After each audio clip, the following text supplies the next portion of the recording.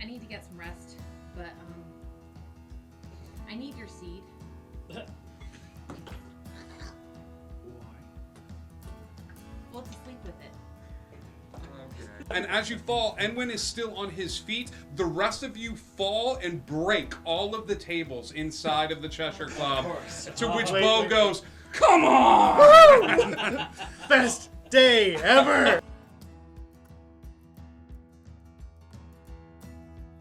Group, though. He wouldn't work with the group because he likes Cass, and that would just be really, really awkward on the battlefield. What? I don't think that's an awkward. Perfect person to protect Cass. I Wait, like what? it. Let's go. I'm still I here. don't need protection. I'm still here. At the... I know you are, sweetie. Chris, It's okay. shh. The adults are talking. Shh. Oh, One alright. second, buddy. I like it. I'm gonna. What did you Chris think likes of that? Cass?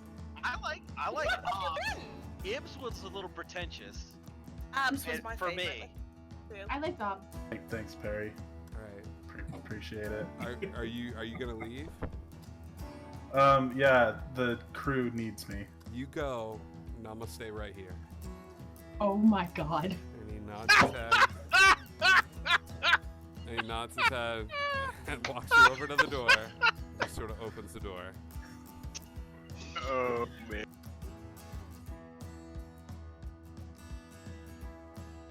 There was mouth stuff poison? Oh yeah. No smell stuff. That came out wrong. Sorry. Sorry. I couldn't not laugh. Person has died, Ryan. A little decorum, Death please. due to mouth stuff. Come on.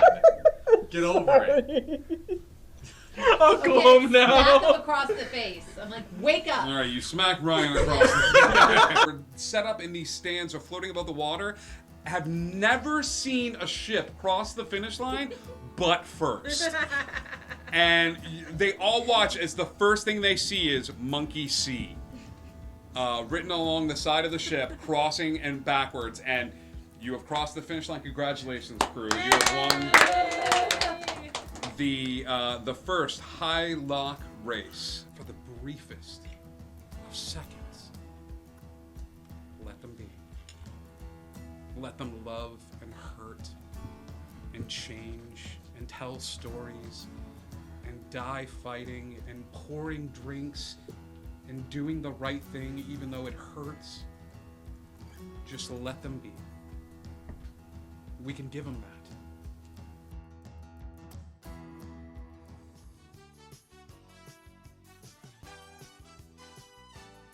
What's going on, Indigo Chameleon audience? It's me, your good buddy Scribe, here to remind you of the fun ways that you can interact here on Indigo Chameleon, even when we're not streaming. One, we've got an amazing Discord. Come and hang out with us. We would love to have you there. You can find some inspiration if you need it. There's memes.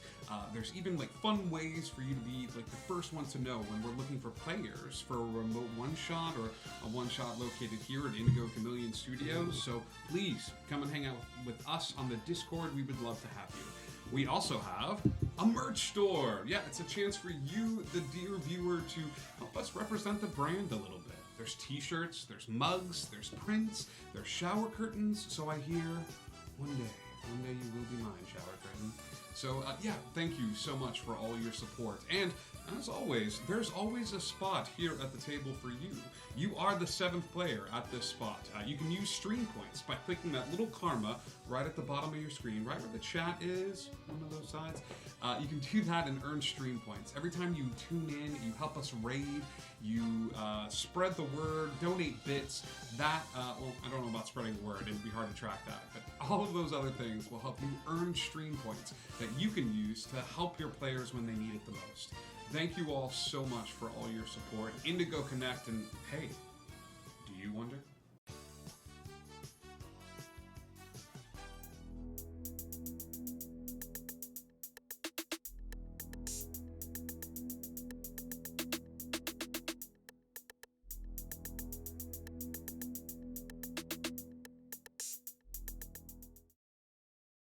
Hello, everybody! Welcome, welcome, welcome. It is Tuesday night. It is time for a little Dungeons and Dragons here on Indigo Chameleon. Hello to everybody in the chat. Let's got the hype train going. Dream Girl 42, the Captain. Everybody salute. Captain. May say, hello, Dream Girl 42. That's the answer to life, the universe, and everything. So yeah, well, welcome, gang, and Legend Hillary. Hello, hello. Thank you guys so much for hanging out with us tonight. Like that really handsome guy said not too long ago, hype. Like that guy said, we have a Discord. You can come and hang out. Wow, look at you with your fast draw, there were but you 2 doubled up. exclamation points. It was so good. We have we got a 1 Discord. It is the #1 Discord in the world. Come and hang out with us. We got memes. We got a chat. This is going well. This is going so well. So well. Character builder, fun items that you can use in your D&D game, and just come and hang out with us. We're good people. We swear. Please come hang out with us. We also have a merch store. It's pretty neat too. We have like t-shirts and mugs and prints and all sorts of cool stuff that helps us keep the lights on. Hey, Alcaboose Bender, let's do that improv commercial that we were working on. Hey, that's a great t-shirt you've got. Oh yeah? You like that? It's about one of my favorite channels. No, we've talked about you saying, "Oh, you like that?" You like that? That's a different. This is a nice shirt. We're gonna clean this up in post. It's gonna be amazing. You like that? You're wrong. You're wearing the wrong shirt for that, Eric. We thank you, Eric. That was as amazing as an improv commercial could be. We also have a great schedule, upcoming shows this week. Tonight is Wonder. It's our jump into Wonderland. But in a little bit, we're gonna make a big announcement. Wonderland is going to transition into Wanderlust, a campaign in Wildmount. It's really good, and I think we're going to introduce that logo and little character teasers in a little bit. Thank you, Captain. It's very sweet. Look at you. Thank you. Thank you for helping us keep the lights on. And then that is going on tonight. Tomorrow night, we return to our one-shot with with Jack the Clown's Funhouse. So join us for part 2 of that little mini arc with some players that you don't normally get to see as much on the channel. So it's going to be a lot of fun. So please tune in for that. On Thursday, we go back to the Lost Isle with some time-traveling shenanigans that ensue. And then on Friday, we return to Neverland, where we had our first character death last week. And it was major. It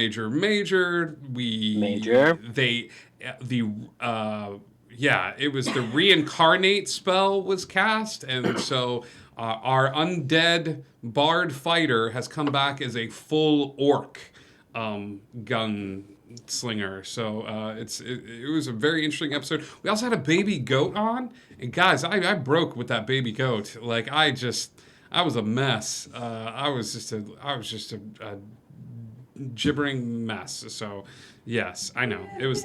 Yeah. I have to use this again. He's not here. Griffin the goat. Anyway. Hello, Harley Fox. Yes, time shenanigans. No panicking. A little panicking. Kingdom of Ribbon says hello to One Big Uno. There you go. So yeah, that's the upcoming schedule for this week, which will bring us right back around to Tuesday Night Wonder. I think that's it for announcements. I think that's it for upcoming schedule. So once upon a time in Wonderland, the group has begun their trek ever forward towards the capital city. They stopped for a bit to regain their senses and took some much needed downtime in the city, exploring a little bit, doing a little bit of last minute shopping, drinking and smoking, depending on who you are. And taking a bit of a pause, a little bit of an ivory pause. Some of the group found some magical items before. Thank you. Some of the group found some magical items at a couple of thrift stores and traded in some magical items that they weren't using beforehand. Edgar went carousing and ordered the VIP deluxe package. Alo got his own set of upgrades by deciding to put to the test one of his father's inventions, which is wings that affix to individual's back, into the spine, really, called the Clockwork Wings. But it's going to take, I think, 8 hours. 8 hours of attunement while this is taking place. But then you will have the fastest flying halfling you've ever seen in your life. So, it's going to be... Yeet. And if you don't hum Walking on Air at least once, I'm going to be a little disappointed. So yeah, a lot of stuff happened. The episode ended, in fact, with Nyx finally looking into the memory crystal granted to him by his sister. And that is right where we are going to pick up. Oh, let us also not forget Thoisar coming home to... Aaron greeting her at the door. Aaron is an alternate timeline, alternate dimension version of Enwin that greeted her with food and comfort, and they had a conversation about Thoisar's day, and then Thoisar went to sleep. And so we are actually going to pick up with the end of that memory, with you three in the room. I believe it was Mandrake, Trovic, and Nyx. Yes. So the memory unfolded as you saw it. I want to give you guys a second to decompress, to do whatever. Would everybody have just left in awkward silence? I would have stayed because there's a lot that needs to be unpacked on that memory. Okay. Yeah. And this room is warded against eavesdropping, so we're fine. Yeah. And I would have recognized the head of the guard. I can't remember his name right now. Enzo? Enzo, yes. I would have recognized Enzo, correct? Okay. She said the eye and the hand? Things just don't get better, do they? This might complicate things a bit. Definitely complicates things a bit. What was that mechanical heart thing? That funny thing about that. I've seen something very similar. Well, and like I'll reach out and pull out the mechanical heart that father gave me. Can we appreciate the timing of? I've seen something similar. This.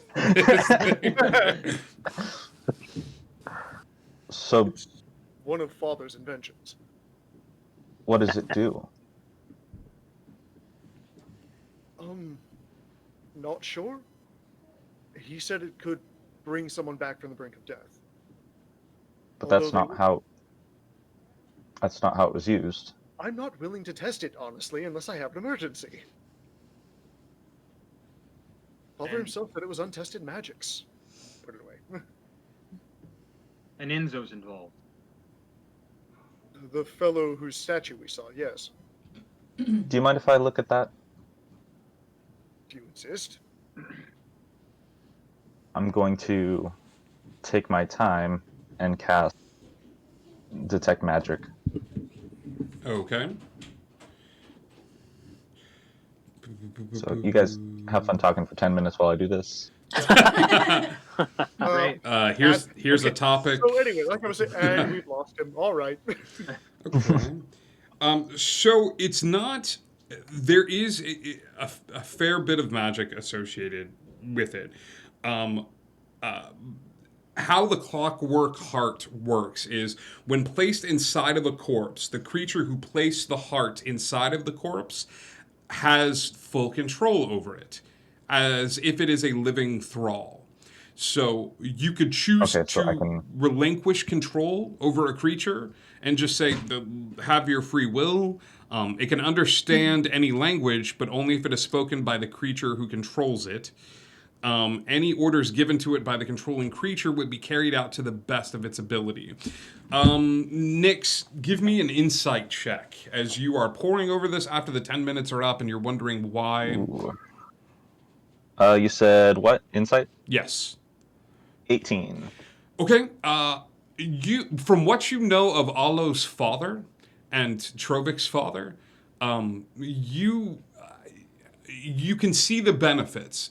Imagine someone dying, or for all intents and purposes, dead. However, you're in the middle of nowhere. You're in the woods.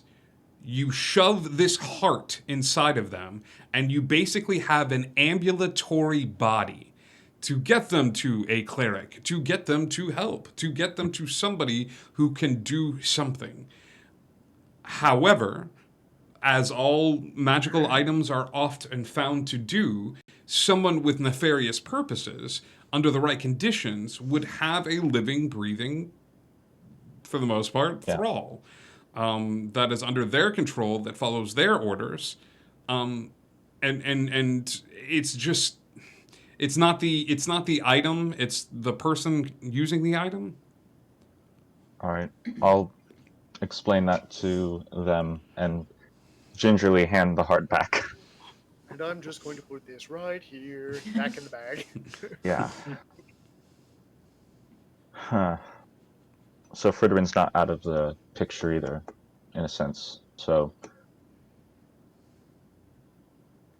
Did we see who thrust the heart into him? Was it Enzo? It was. Okay, so, all right.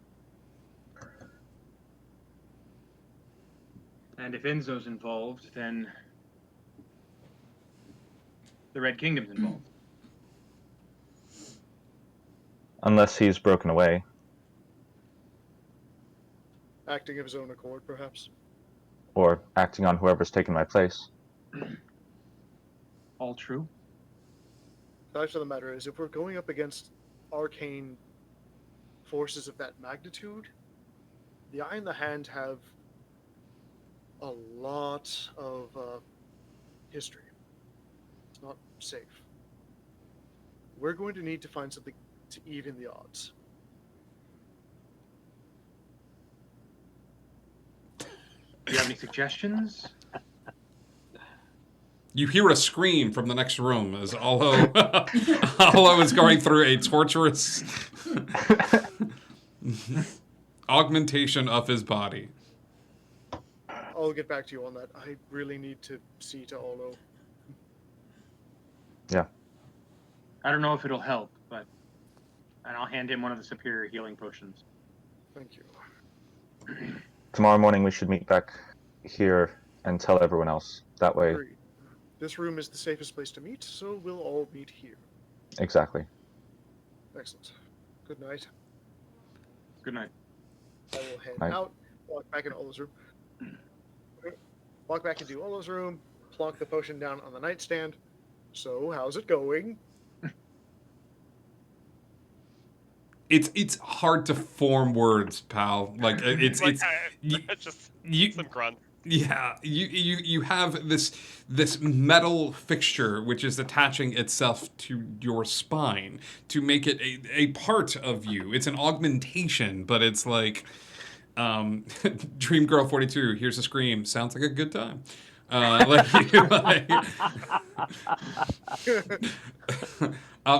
it is a painful process what you're going through.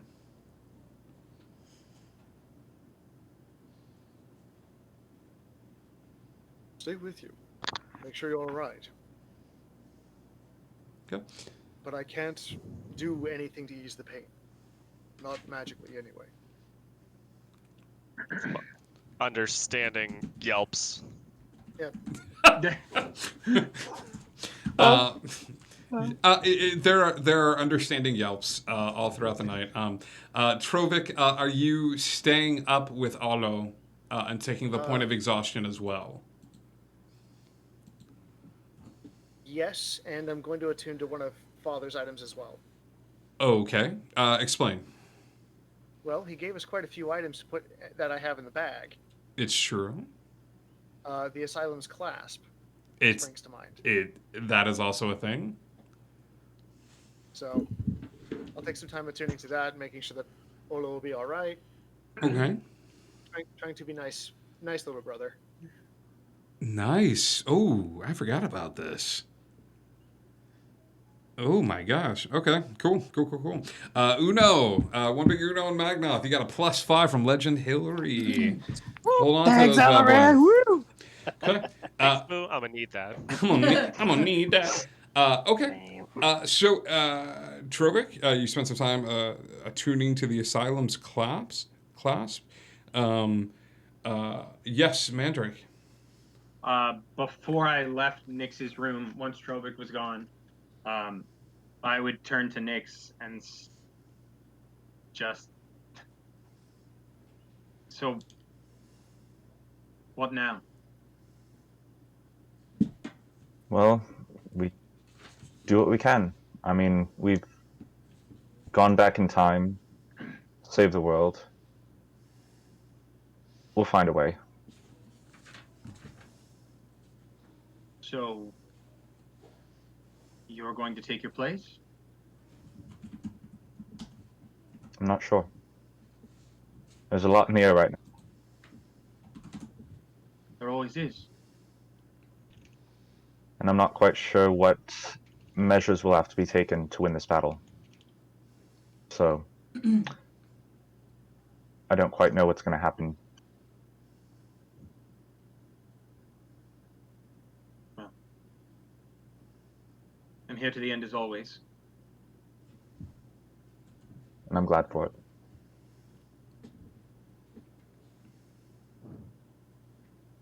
Are you worried about Thoe? I've been worried about Thoe, but at this point, there's not much we can do. She's chosen her path, and as long as she's not impeding ours, I don't think we need to focus on that. That's fair. It was nice when we could just throw a book at her and she'd disappear for a few hours. We knew exactly where she was. Things have changed. A lot. Well, tomorrow morning. Here? Yeah. Goodbye. Bye. Cool. Thoe has a good night's sleep. Alo does not. Go ahead and mark down that point of exhaustion. Trovik, go ahead and mark down that point of exhaustion. All skill checks will be at disadvantage. Yes. Thoe. Clarification. Clarification. I know I had a great normal night, Yep. but I also know it was wrong. When you wake up in the morning, Okay. so let's do this. Mandrake, upon approaching your room, before the stream started, I rolled and you got the short straw. Before going to your room, there is a package waiting for you. It's wrapped in just a regular brown sort of paper with a twine wrapped around it.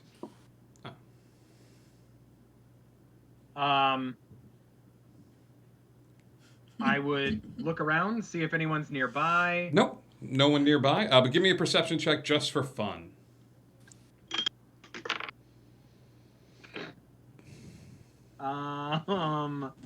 Wait.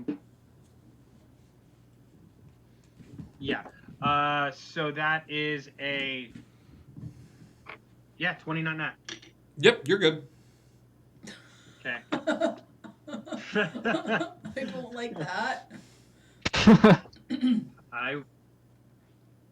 I would pick it up and take it into my room, I guess. Cool. Yep. Let's say about as big as a bread box. Okay. Okay. You're making him nervous. I- It does too. This is a bad idea. I would unwrap it. Cool. Inside is a simple chest. Do you open it up? I would look at the latch and see if there are any kind of mechanisms, any kind of trap, No. anything that I could notice. No, I'm not even going to make you do this. With your roguey skills, you do not detect any sort of traps. If you want to give me an investigation check to find any sort of arcane symbols on it or things of that sort. Investigation is 17. 17. You do notice some glyphs carved alongside the bottom of the wood, but you're not sure what they do. I would take that box back to Nix's room. Great. good boy. So sure enough, Nix, after you guys have your good night, a few minutes go by, and then there's a dunk dunk dunk. Hello? Nix, I need your help with something. I'll go open the door. Okay. Could I come in? Yes. Thank you. And I'll walk inside and then show him the box and point out the glyphs. This was left at my door. It was wrapped in simple brown paper and twine. I thought it unwise to open it alone, not recognizing the glyphs. Okay. Do you want me to check it out, or do you just want to open it here since no one can... You know more about glyphs than I do. I mean, Do you think you should? I'll investigate it. Okay. There are glyphs on this box. They are of a magical nature. They are on the bottom of the box. They seem to be outlining the makings of a spell. This box, while... what was your investigation check? Oh, I didn't roll it yet. 14.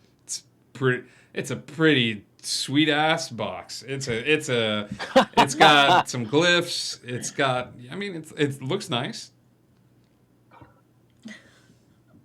I don't know much about it, but... I mean, if you're going to open it, definitely open it in here. Okay, then. I'm just going to take a few steps back. Yeah. I think that's wise. Sure. We are not getting this security deposit back for this room. Like, this is just... We are resigned. I'm going to place the box on the floor in a corner. Okay. Step back a Okay. bit. And open it with my mage hand. Okay, give me a con save. I'm kidding. No, it's fine. Like, the box opens. Like, it's the box opens. It is now it's a sweet opened box in the corner of the room. What an amazing capacity for storage. You can put 6 packs of beer, soda in here. Okay, so I'll walk over to the box and look inside. Okay. Inside is a simple hand mirror.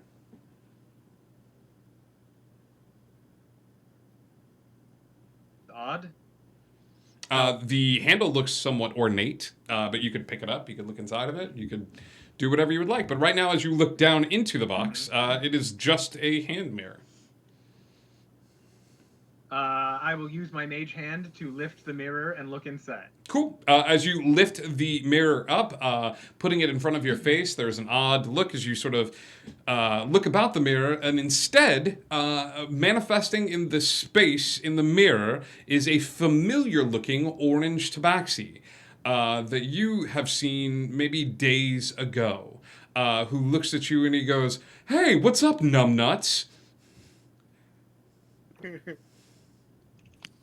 Hello, JJ. How's it feel being in the grandkids of a deity club? Is it good? Should we get buttons or what? I almost had you guys back at the palace. Listen, I come to you in peace. I am a mere humble kitty offering my services. Little birdie tells me that you two, you and the other one are looking to take back the throne. Did I hear that correctly? Undecided. But we definitely want to get the one on it off of it. Well, I have a proposition for you, and I think I might be able to help, because you do realize you're going up against an asshat of a god, don't you? Wouldn't be the first. This one might be your last. Listen, I know you have no right to trust me, and I really don't think you should, because I have nothing but distaste for you and what you bring to the table, but needs must. I propose a sit-down, a meeting, if you will.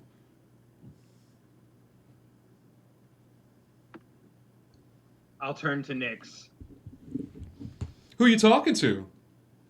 Who are you looking at? Can you move the mirror around a little bit?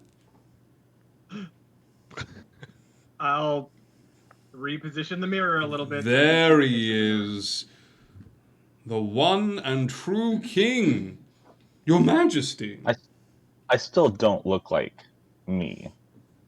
Like he still recognizes me? Yeah. Cool. Great. So what's in it for you? I have something that I need taken care of, and I'd rather not talk about it while there might be listening ears. So let's get together, have a drink, a little nibble. I have the perfect place. Where is it? It's accorded neutral territory. There won't be any issues there, and it actually is a familiar place to your little singing companion. This little place is called the Lonely Soul Tavern.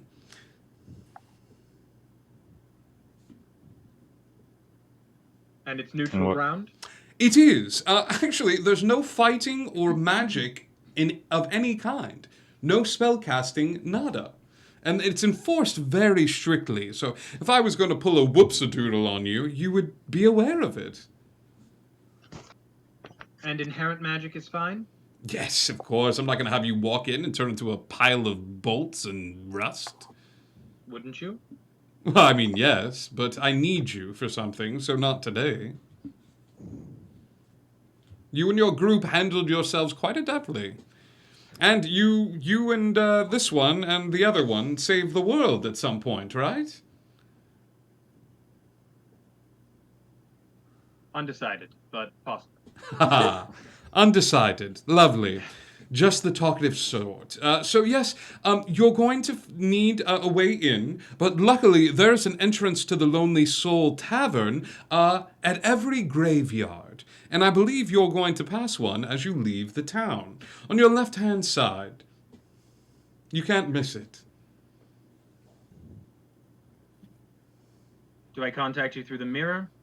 You can if you'd like, if you want to talk about any little thing, any weaknesses that you or your group has. Things you're afraid of. Anybody a big fan of spiders? Or, if the rest of the party says no. They are welcome to do so, but you will be missing quite the opportunity. I'm a bit of a pack rat, you see. I have lots of the magical items that I've collected in my travels and journeys. I'd be happy to pay you for your services. You can be bought, can't you, Manny? Do not call me that. Oh, there we go. See, we're learning new things about each other all the time. We'll see you tomorrow. We'll see you I'll soon. put the mirror down.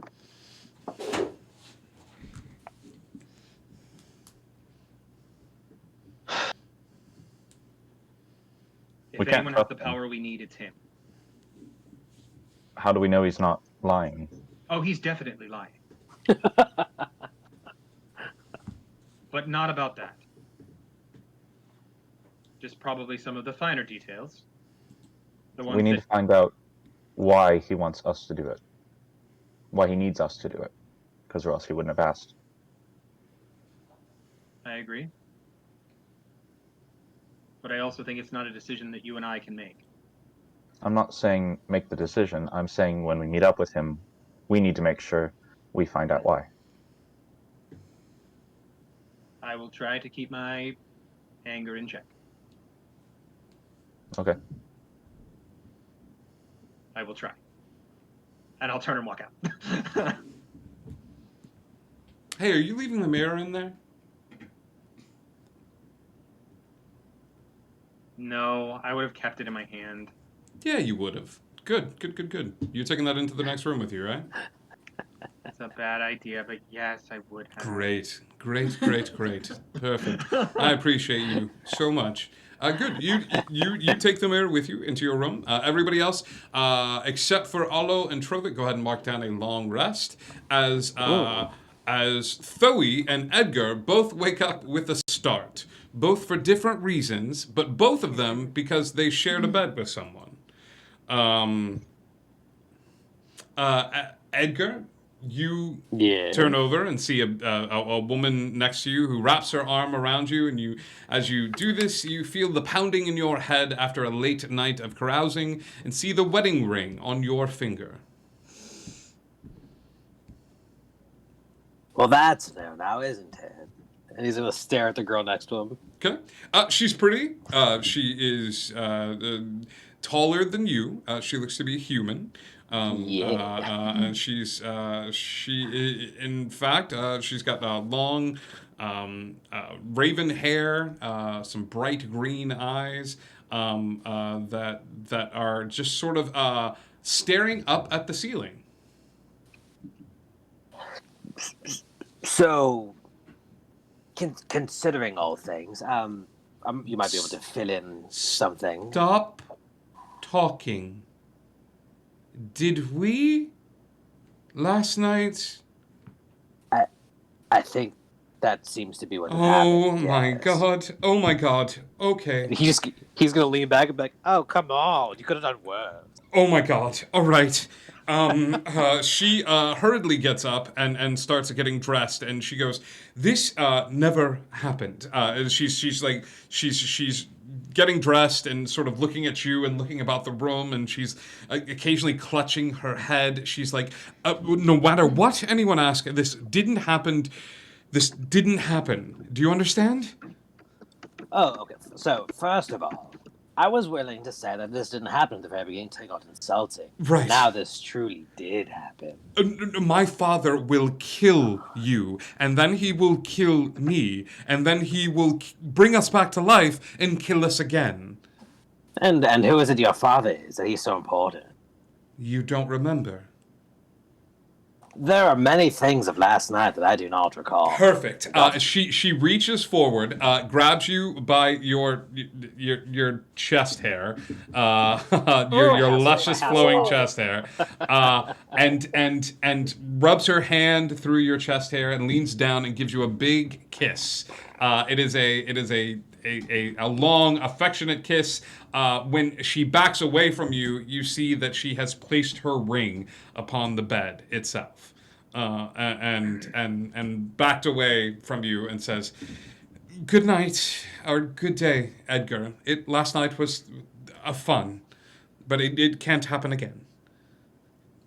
Well, at least do I get to have your name at the very least of it?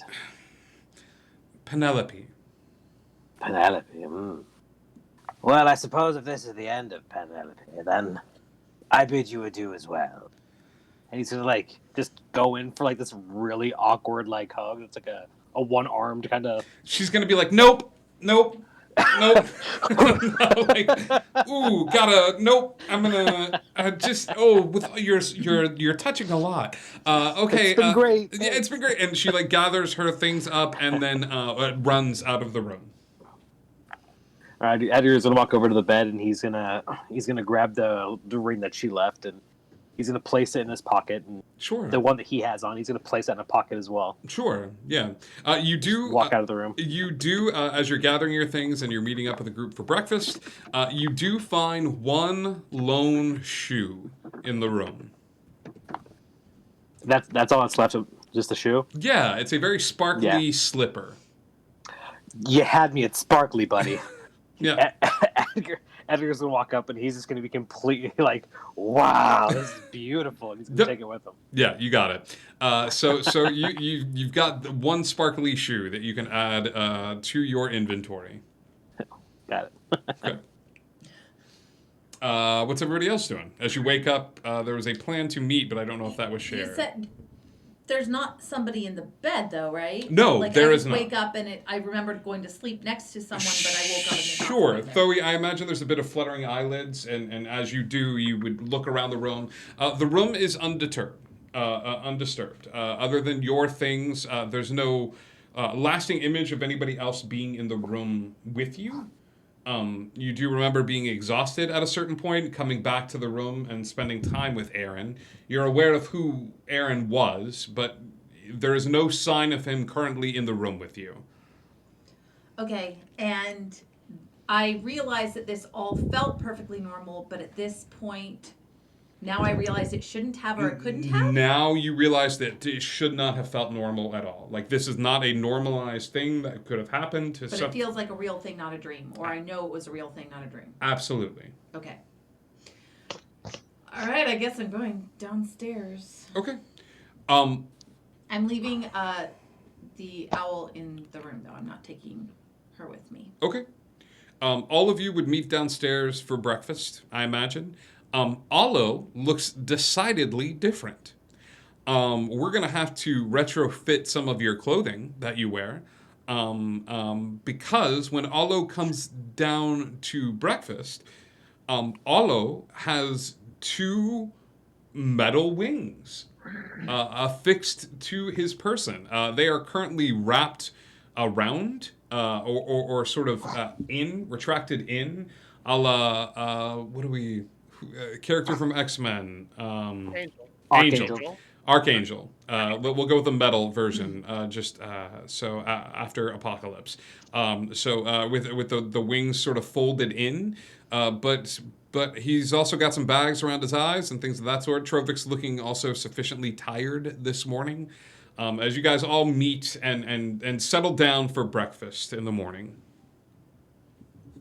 You look about as good as I feel there, Olo. That's fine as long as I don't look as bad as you. You were busy. Or I guess he was busy. Looks like we're all a little bit busy. Do they work? Have you tried them? I have not yet, no.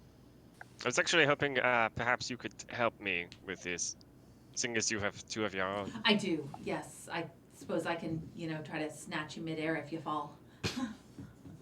I quite appreciate that. Yeah. God, I would pay money to see that scene. Isn't letting people fall the way they learn that was I'd let him fall a little Would you bit. like to find out?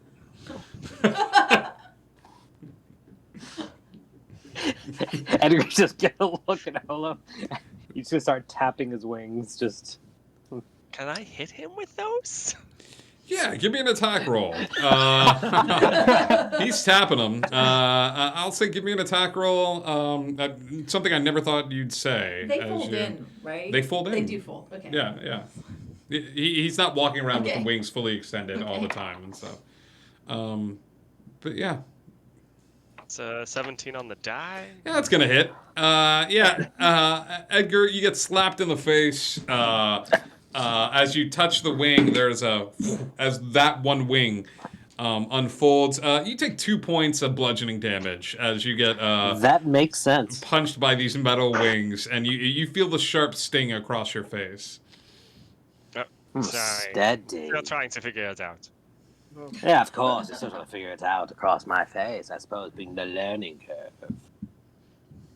I can adjust your armor to accommodate the wings. It'll just take me a moment. That's very kind of you, thank you. Did you not sleep? Did you not sleep? No, I did not. You look awfully tired. Dunk. And just horns in the table. Dunk. I look pointedly at Mandrake and say, I had a great night. It was very relaxing, very normal. Edwin showed up with a cheese plate.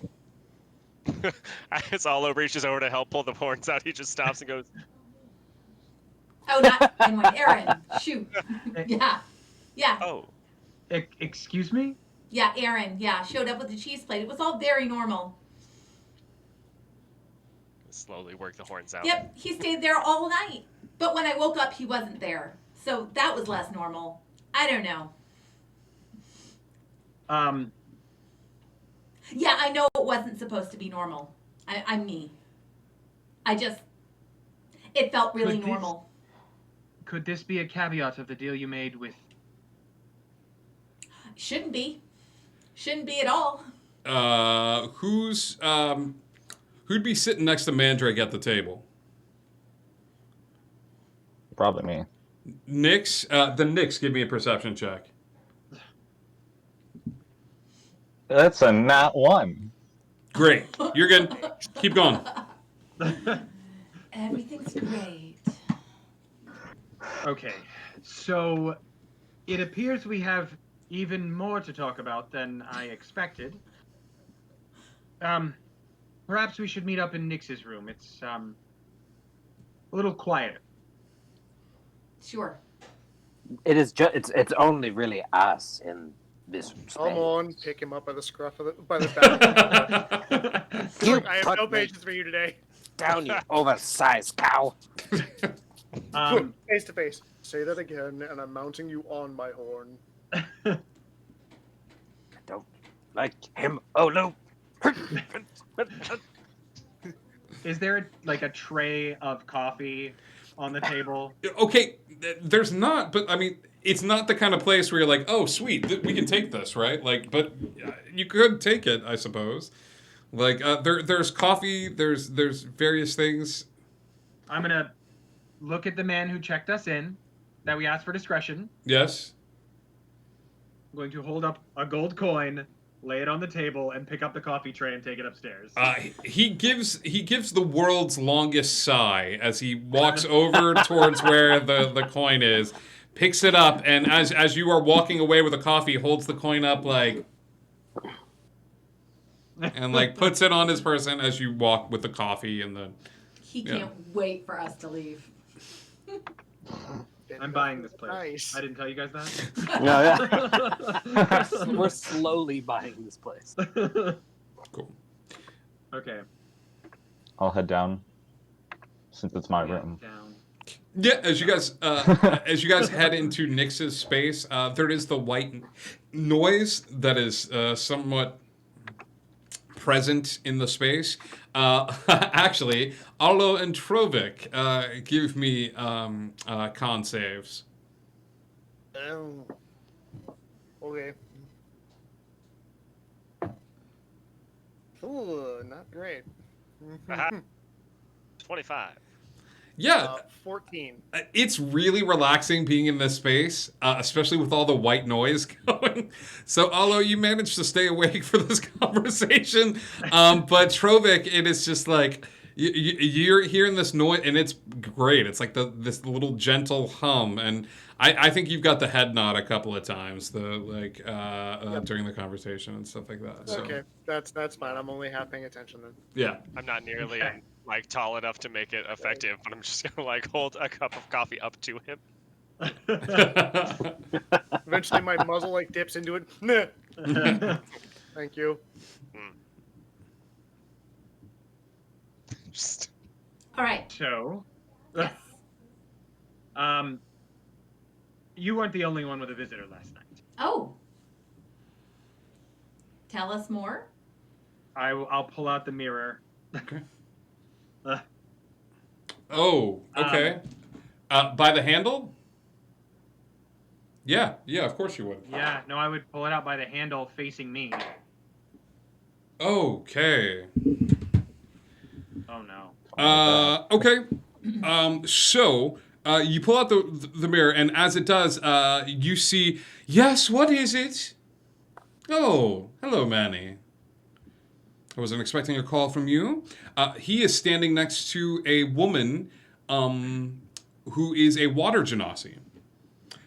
She has long, flowing blue hair, and she's talking, and she goes, is there anything else I can help you with? And Edgar, you recognize the sound of Rio. He's at the school. Okay. Got it. So, I quite know that voice, and if I may see the other side, I might be able to. Yes, help. Manny, turn me around. I put the mirror back in my bag. Okay. You know, if I'm correct, that's a very familiar voice. Is from a advisor, mentor of mine back at school. If your friend, whomever you're speaking with, is there, maybe they might help. You didn't recognize that voice as well? Just the one. Do you remember the tabaxi? Well, we had a brief altercation as we were running from a death. Can you still hear us? I'm not sure. Do we want to continue talking with not sure? I've done dumber things. Wow. If hope for if the the next- mirror's in a bag of holding, does the bag of holding like prevent Holding's things a from pocket dimension. hearing things? It's a pocket dimension, so it's its own place. So no, you would know after enough time that this particular mirror works when someone is holding it. So once he dropped it in the bag, it stopped working. But once he took Gotcha. it out of the bag, he's like, "Let me show you guys this cool hello." Like so yes, it's Okay. currently not on. Cool.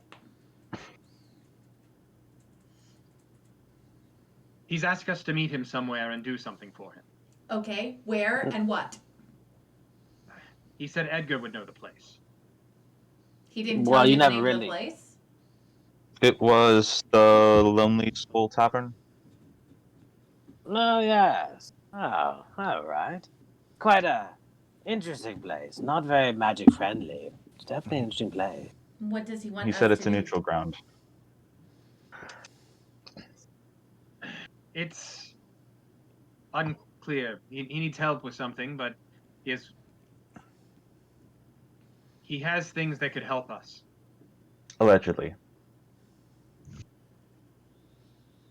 So you're going based off very little information from a person who's allegedly telling you the truth, and it could be or could not be a trap of some sort in a very seedy sort of tavern.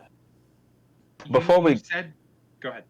Before we continue with that, I think we all need to know what else we found out last night, which is that Enzo has both the eye and the hand of Vecna.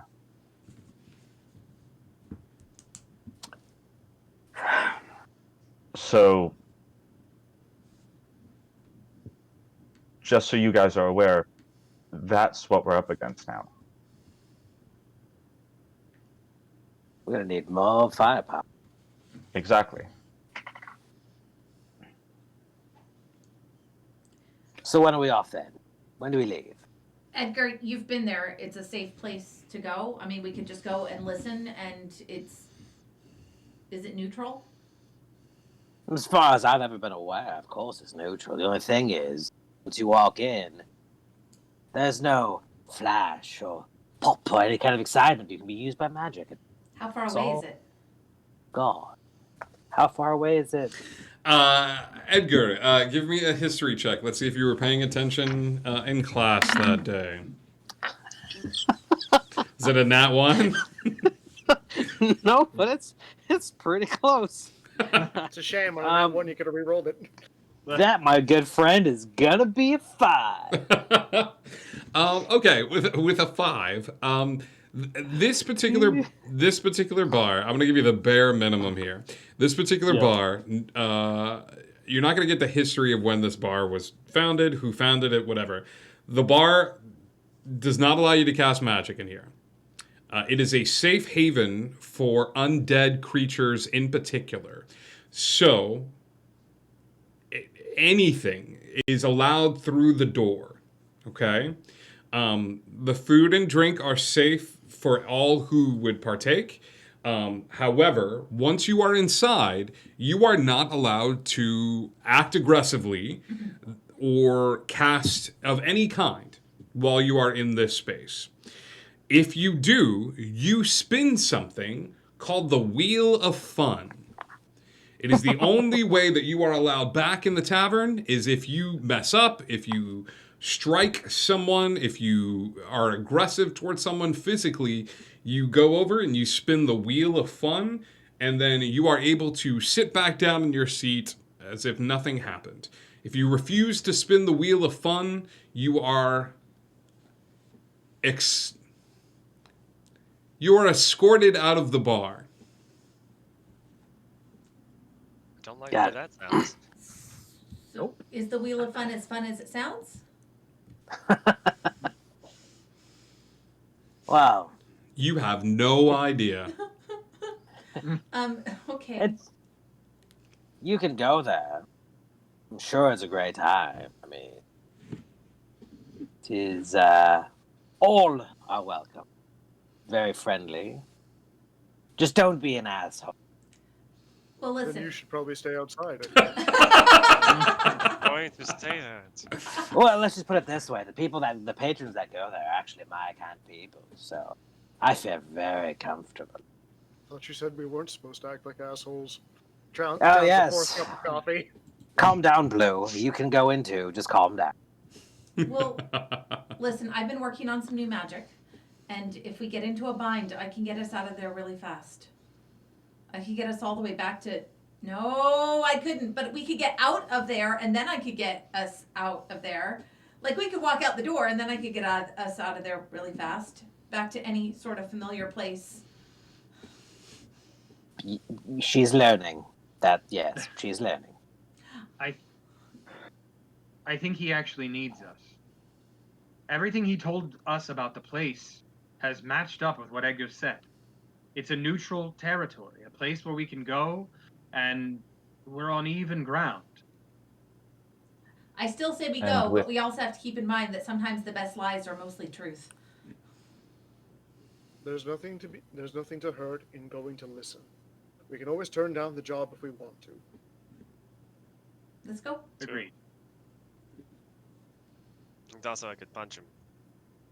I would advise against that, at mean, least he did inside the bar. damage me. Unless Well, you really inside. want to spin the wheel of fun when you're feeling so exhausted. I mean, maybe. Please, somebody spin the wheel of fun. Please, please. Not my percentile dice ready, big guy. I can't guarantee let's be honest anything, about this. It's JJ.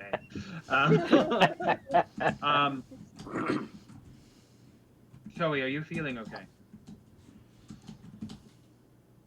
I'm feeling better than I should be. That does not make me feel better. Same. I had a great rest. So good. I felt very With comfortable. Aaron. With With yes. Aaron. Listen, I know that wasn't him. I get it. I'm not lost again. I get it. So if it wasn't him, who was it? I don't know. Yes? Although you're raising your hand? Yes, like literally. It's just, oh, actually, it's just like really confused. Just like, so Aaron is your. Oh, no, it's a long story. He's kind of a hallucination that feels very real. Someone got in my brain.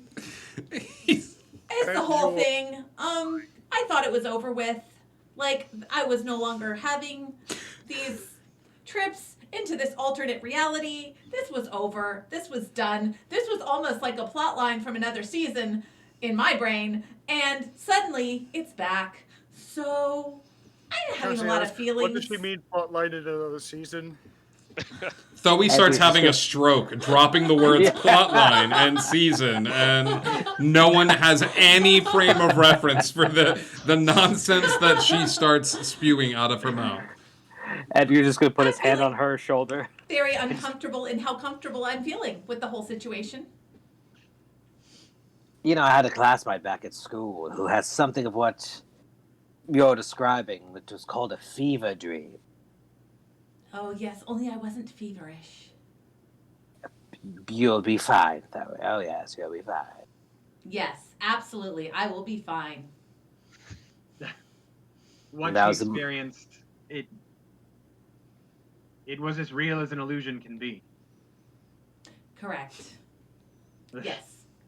Aaron was in my But it- room last night. He gave me a plate of cheese. It was very lovely. It was such a relaxing evening. So good. Fantastic. Just spectacular. I remember it Have- clearly. Have any of you ever heard of Puck in your travels? Have we heard of Puck? That's what I'm thinking. I prefer not to, even in this room, to say any of those sorts of names. If I had I my. already said it. Oh, actually, nope, I forgot where you guys were talking. Nope, you're good. I don't need to roll that. I don't know. Any of you have any experience with the Fae? Yes. Allo might know a little bit about this. I'll let him roll. Arcana or history here. Do history? Yeah. Trovic, Edgar. I don't think there's any reason for you Does to be. I speak Sylvan? I Does that never count for dealt with, anything? I never dealt with the Feywild. No, that's like saying like I speak French, so like I hung out with Napoleon. No, like I think that you spoke Sylvan as like Study as a study language. Gotcha. That's 19. a 19. Puck. In some circles, it varies. The story varies. In some, he's known as a trickster that worked very closely with both the Winter Court and the Summer Court. With a 19, what do I want to give you? He's a jerk. But he's smart. I think if you would have picked this up during training, it would be one of those like, this guy cons high. If you spot him in the wild, do not approach, do not antagonize, figure out a way to get out of the situation and come back with an army. Gotcha. If you're learning this strictly from listen, if you run into this thing in the wild, like, he's smarter than you, he's faster than you, and he will hurt you, and he will enjoy it. Just gonna keep all that to myself and just Gotcha. kind of smile and nod the whole time. Just very tired with my coffee cup. Like, I did not sign up for this. And I don't understand what's happening. Puck known to a certain cleric as Prick. Yes, yeah. Honestly, I wouldn't be surprised if he was the one sitting on the throne right now. The thought had crossed my mind as well. So, as long as you're okay, Thoey, I guess we move on. Yeah, I think that's the best thing for now. We should go to the other place. I don't he's just think gonna it's grab- going to be a problem. He's just gonna grab Edgar and be like, "Okay, lead the way." This is awkward, and I have no idea what's going on. It's time to remove myself and my brother. Then he'll start showing him the door. But all right, well, then, let's be onward. If we have what we need, or y'all need to gather, or you find. Sure. All you find. Mandrake, you wouldn't happen to have anything to wake these two up, would you? I did in season 1 of coffee. I'm awake now. He's awake. Trovik is awake. Alo is awake. They're just exhausted. I mean, I do have a couple options. They've gone. They've gone from like normal person walking around to how Indigo Chameleon feels every day of her life. So it's a functional tired. Like Yeah, they can operate. Yeah. Yeah. And don't ask me to operate heavy machinery. It's not going to be pretty. who here's tired? Who here's that special tired where you feel like you get more work done because you're that extreme tired? There you go. Got it. Oh. Okay. Feeling real attacked. Edgar, you are aware that there is an entrance into the tavern in every graveyard. Because you rolled so abysmally low, you have no idea how to access this entrance. However, there is an entrance to the Lonely Soul from every graveyard in Wonderland. Gotcha. You're just going to have to find it. Gotcha. So I know that much, that you can. It's in a graveyard. Just know how to actually get in. Correct. Awesome. And just with as much confidence as possible, we need to be finding ourselves a graveyard, and quickly. Come on, Pip Pip. I mean, you said there's one just outside town. On the right. And yet I we're believe you still said. here. Let's go. Sure. All of you begin to leave, pack up your things, and make your way outside of the town. Walking towards the outskirts, there is, after a fair bit We're of... bringing our cart. Yeah, You why can. not? When we can ride. Yeah, let's do that. It's going to be an even quicker ride then, as you guys are in the carts, and I'm going to say after about a 15-minute ride, you are able to see the graveyard that is not too far away. Graveyards in Wonderland are akin to the graveyards that you would spot anywhere else. For most graveyards, there is there's always a fence or a wall of some sort, and it's not understood whether this wall is to sort of protect the things inside or to protect the people outside of the graveyard. So probably a little of column A, a little of column B. Good. But short enough, it's still early in the day, but you would stumble upon this small graveyard. How are we doing this? Are we looking for anything in particular? Edgar would immediately start walking through the graveyard, but what sounds like chanting is more like, "Hey, where's this door at? Hello, anything?" Like looking for clues, like trying to be like, woo. Hey guys, hello. All right. Edgar's gonna try the yeah. Come on out. Tell me where the entrance is. It's over here. Yep. Trovik, what are you doing during this? Does Edgar have anything on him representative of a symbol from his college? Edgar, would you? I don't think anyone from the college would wear anything openly, but would you carry a memento? I'd probably have like something like a pin or something that he'd probably wear on like his lapel, but he'd like have it mainly covered up, or that's probably my guess. So yeah. A memento. You're welcome. Thank you. In that case, I would. Perhaps we should look for something bearing a symbol of your school, Edgar. That is not a bad idea. And he's. Let's see. I wonder. So there's a way I can telepathically talk with Rio. Right. He's like my mentor. He's like my. Yeah, they're a dead person. There is a way for you to talk with Rio. So then, if there are graves nearby, You're gonna dig up a grave. Great. While you start digging up a grave, can I try something else? I suppose you could. It's gonna take you a little while to dig that grave up, right? It could. Hold on, I need to make a quick phone call. I mean, but it has to be a corpse, though, right? So there could be or any kind of like bone or skeleton, right? Yeah, absolutely. So I'm assuming there could be like bird skulls or anything of the lot nearby that I could be like, oh yes, here we go, and like do like some like Shakespeare action to Rio. Give me a perception check as you start looking on the ground for bird skulls. That perception. Let's see. That is going to be. Ooh, perfect. That's going to be 22. 22. Yes, I gotta play this how it lands. Yes, Edgar. After a bit of time, you bypass all the graves, but sure enough, next to a tree, you find a wayward, decomposing bird body that has fallen to the ground in front of you.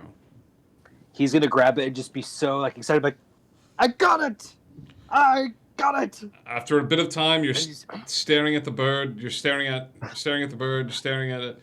And then all of a sudden the bird will...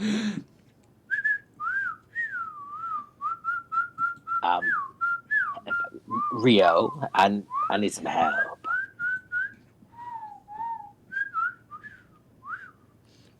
Hello? Rio, are you there? The bird cannot speak common. So you think that Rio may be speaking to you, but Rio is speaking to you the way that the bird would speak. Point me in the direction of the entrance to the Lonely Soul. I seem to have forgot my way. Persuasion check at disadvantage. That would make sense. During all this time, would there have been enough time for me to try? Yes, please try away. That is going to be, a 24 at disadvantage. 24 at disadvantage. What would Thoe have been doing during this time? I was just going to cast Detect Magic because I figure anything that can hide itself this well is going to have all sorts of magical traces around it. I'm also hoping that residual 10-minute spell is just going to linger on me so that I'm not casting any new spells, but when I go into this place, I've got a little bit of Detect Magic lingering around me. Go ahead and roll Wild Magic. Yep. She. Yep. Yeah. Go ahead and roll that D100. You goofed. You goofed. You done messed up, I Aaron. had a 20 shot of not getting that nat one. Blake. 27. Drum roll, please. Oh, jeez. Wow. Hold for show. Wow. I'm stressed. Cool. Even better. 27.6k away from being immune to this. Give me an attack roll, Thoey. As you cast Detect Magic. Oh boy. 16 on the die. 16. Oh no. Alo. Go ahead and add your, It's on target. go ahead and add your magic to this. So this would be plus your spell attack. So this is Oh god. this is actually a 26 to hit, I believe. Yeah. 26 hits your AC, Alo? Yeah. Okay. Barely. For the Barely. record. Okay, no, that's all right. Of all the people to be affected by my wild magic. Fine. I mean, I don't deserve this. as Thoey casts Detect Magic, she's going to see a couple of things. She's going to see all of the stuff light up around your party members. You're also going to see a mausoleum that's a little ways near the back that lights up with an arcane energy. And you're... Alo, as she goes, hey, I think I found... She's going to outstretch her hand, and a blast of... Actually, I need 2 more attack rolls. I have to leave. With my spell attack My house is modifier? on fire. Two more attack rolls with a plus 10. Okay, that was a 12. So a 12's going to miss Alo. Okay, and that was a 20. A 20's going to That's hit also as gonna miss well. Alo. No, it's not. No, it's not. I have an AC at 21. Okay. So, Alo, that's not bad, all considering. You're going to take 11 points of fire damage. As Thoey sends a scorching ray hurtling towards you, and it strikes you in the chest, sending you backwards a little bit as the scorching ray goes flying out. Oops. I'm so sorry. For comedic reasons, I'm just going to fall onto my back and lay there for a minute. I didn't mean to do that. I think you fall on your back, but your wings actually catch you. So now your legs are going like this a little bit, like because you're still getting the hang of it. But Professor Magic just passed Help out. her I'm back so to her sorry. feet and just glare at Zoe. I'm sorry. It was an accident. I can't help it. You're just gonna like lean over to Trovik and go, "Can you accidentally cast? Is that? I don't. Is that? What? Judging from I would what heal you, but I Zoe can't do that saw- anymore either. So. Judging from Thoe, this doesn't surprise that she doesn't have full control of her magic. To be fair, my magic has changed a lot over the past. That's fine. I'm just. Okay. I think I have a healing potion. It's fine. I've got it. I'm gonna cast Cure Wounds on myself. Sure. Yeah. You go ahead. Nostalgia. I remember being able to cast that spell. The bird will point over in the direction of the mausoleum that Thoe spotted with her detect magic spell, near the back of the cemetery. Guys, I think it's over there. Hold on now. I know where this thing is, and Edgar's gonna start walking over and get to the door. Does it have like a password right there, or is it just pretty much like an entryway through like a portal? You rolled a 5, my dude. I don't know. You what have is happening. no idea. As you come up to this thing, it is a mausoleum door. In that case, he's gonna go, "Thanks, Rio," and he's gonna throw the bird. He's gonna be like, "I have found it. I have found where we need to be." Cool. You're welcome. As the bird is thrown in the grave next to you, you just hear, "Doom, doom, doom." Ooh, what is this? Just below the ground, next to this mausoleum. It's the ground. You just start stomping on the ground, and Yeah, you hear more underneath some layers of dirt. Doof, doof.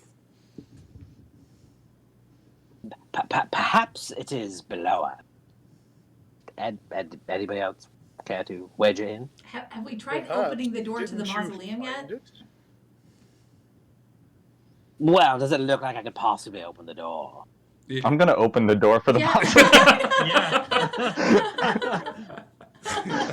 Sure. Don't want my hands to get dirty. Sure. Next, as you open the door to the mausoleum, you would see a shelf aligned with urns.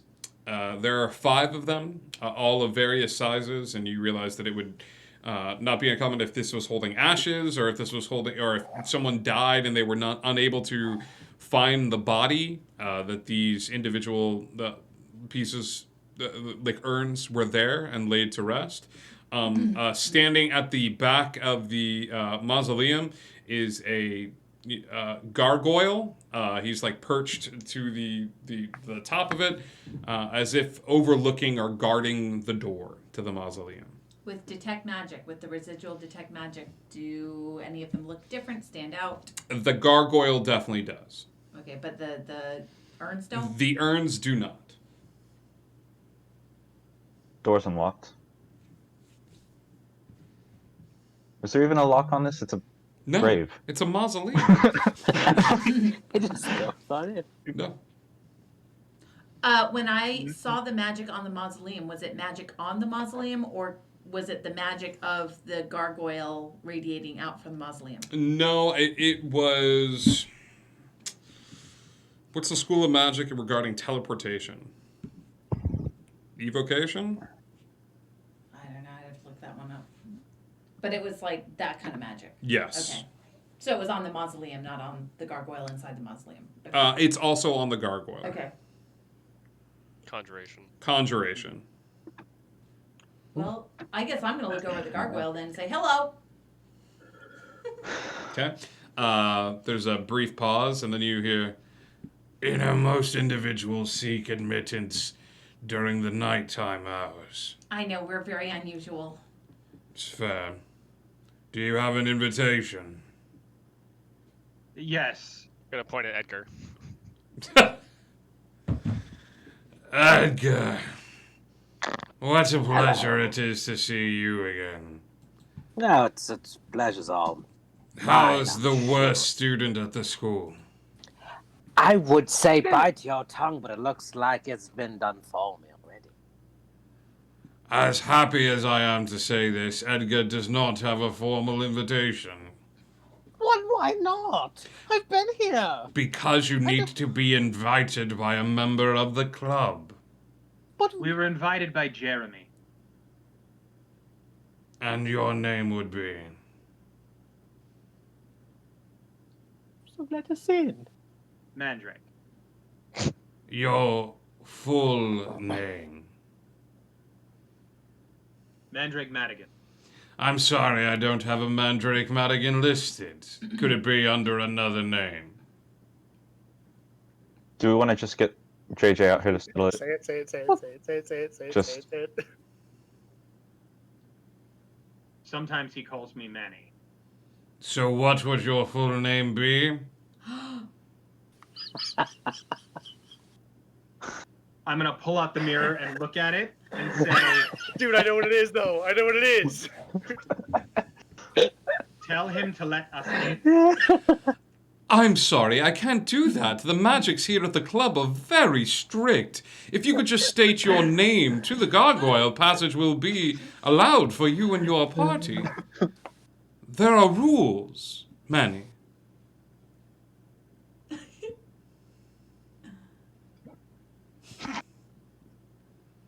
Manny Madigan. Manny Madigan, I have such a name. You have been granted passage to the club. Are you familiar with the rules found therein?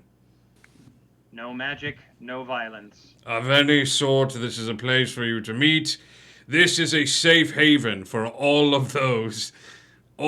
individuals that seek refuge in the world above, from the world above. You will see creatures there. They mean you no harm. Do I make myself clear? You do. Are there any questions from the rest of the group? What about magic we have on us? If we don't use it, we're fine. Get specific. Just hold up my hand, which has like a ring on it, and like this. Are kind there of stuff. spells stored in your ring? No. Then you'll be fine. Passive magics are hard to contain. They will still be in full effect as long as you do not use anything or bring harm to anyone inside. Completely understood. All right. Passage has been granted.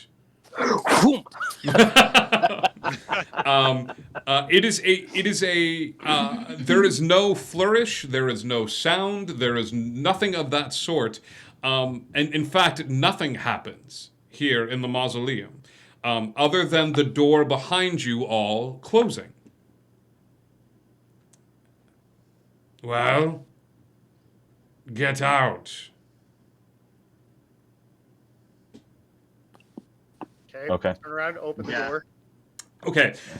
Before you is the Lonely Soul Tavern.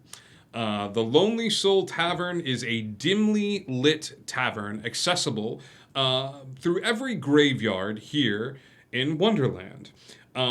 It is created by the very first necromancer to find their way to Wonderland. The first things you notice as you come in, most of the tables here in this area are unoccupied, just based on the current time of day. There is a chandelier where instead of candles, you would see 5 skeletal heads that seem to be engaged in conversation, each of their eyes aglow. And as you walk in, they go, "Hey, look what the cat dragged in." "Cat, I don't see a cat, I see a robot." Yes, Alo. Before Allah's going to be the last one out of the mausoleum, and he's going to turn to the gargoyle and go, "Thank you for your help." And he's just going to gently pat the gargoyle on the head and turn and leave. Fuck up. He goes, "You're very welcome."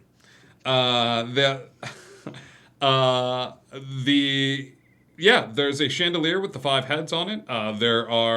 There's a woman behind the bar. She looks to be undead of some sort, but still have her human features. She looks humanoid, except for the fact that she has 4 arms. Just 1, 2, 3, 4. But seems to be smiling amiably as you guys enter into the space. There is a small skeleton that you would see to be halfling size that's wandering around and looks like he's clearing up tables. He is a small halfling skeleton, but he is glowing green. And he's got this almost like radioactive, think Fallout 3, all the Fallout games, those little like running around skeletons and stuff like that. Yeah. But yeah, for the most part, these are the only 2 individuals that you see in the bar. Isn't this place something you've always ever wanted to be? Don't you feel like you're at home when you're here? Feels nice. Not even a little. The woman behind the bar goes, "Hello," and she curtsies in front of you. You detect this strong smell of jasmine radiating from her as she curtsies in front of you all. The jasmine smell is almost so strong as to be uncomfortable. She goes, I'm to take it that you're here for the meeting." I believe that is correct. "Yes, very well. Your party will be meeting you in the back." And she tilts her head away from this main area to the left-hand side, where you see a hallway leading to what appear to be private meeting rooms. Thank you kindly. She curtsies again and says, "Can I bring you anything to eat or drink? We have food for the living as well." A couple tarts, maybe some tea, perhaps. Tea has already been prepared at the table. Oh, fantastic. Thank you so much. Yes. Coffee, please. Coffee. Man. Yes, of course. the strongest you have, please. We have quite strong coffee, sir. The dead have trouble tasting, so we tend to make it on the thick side. Thank you so much. Yes. I'm just gonna make my way into the back room. Do you also have chocolate? We have dark chocolate. Perfect. Yes, and she will nod, and she goes, Miss, would you like us to halt any wild magic from you during your stay here? I know it can be somewhat problematic. I actually prefer no one to mess with my magic at all. But if I don't cast, I shouldn't have to worry about it, right? Sure. Okay. Yes, absolutely. I just thought I would offer. And Thank she, you. It was nice of you. She will curtsy once again and head back behind the bar, where she is, where it looks like she's preparing coffee and things of that sort.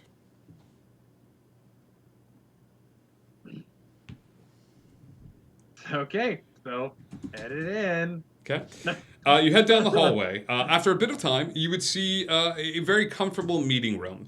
This room is softly lit, and it's got a faint red glow around it, which seems to be coming from a lamp that has been lit in the center of the table with a red scarf that's been placed around the lamp. The smell of a very strong herbal tea comes from the room as well, as you see not one, but two teapots made of clear material. You can't tell if it's glass or something else because of the red tint of the room. But the water looks warm, and there's little bits of steam that seem to come out of the spot of the teapots. Your orange tabaxi friend is there, and he is in a very comfortable seated position at the table. Arms outstretched like this, legs uncrossed and open, a very calm demeanor on his face as he looks at you and says, Come in! I'm so happy you could find it. I do need to apologize to each and every one of you first. I know you, but some of you do not know me other than our mishap at the governor's ball. Arlo, how's your mother? She's fine, thank you. Good. Lovely. So glad to hear it. Why don't you all have a seat? Have a cup of tea. Edgar wastes no time. Yeah. He sort of points to seats across from him, and he goes, shall we have pleasantries and talk about how your day is, or should we skip right to the point? Let's get to the point. The Jabberwock has assembled a cult following him. I believe you've had a run-in with him once before as he sought to bring about a reign here on this earth. I have it upon good authority that he seeks to do so again, this time by opening up Wonderland to being onset by another plane of existence. Something that I am affectionately calling the Beastlands. He does not seek to open a portal to this place. On the contrary, he wishes to overwrite Wonderland. Now, I'm not going to pretend that I care for each and every one of you. I don't.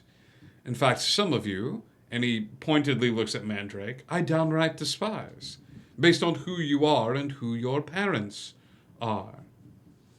But, nevertheless, needs must. I've grown quite accustomed to living and to this place, so I must seek help where I can.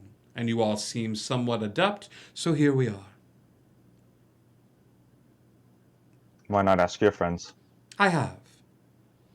There are multiple focal points, as it were.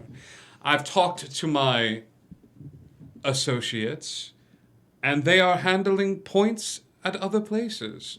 5, to be exact. Off the coast of Portmanteau, I've got that one covered with a group of turtles and a very large rat man, which is a story that's far too odd to share here. The Red Kingdom, right in the smack dab of the throne room, seems to be covered by our very own Queen Faith, who seems far more competent and fine than her predecessor. Fosh is being taken care of by the eggheads that reside there. Trovik, I'm sure you're familiar with them and the means that they have. There are 2 places that I have yet to cover, and that's why I seek you all. One of which is a place that you are all somewhat familiar with, right off the coast. Lovely weather. Beachfront.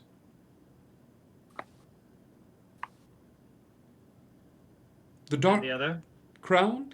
The other one I think I'm going to handle personally. What is the other one? Turtleback. Supposedly these fine places, these 5 places, are points of power in the forming of Wonderland as a whole. And that's where our very own Jabberwock seeks to establish his dominance.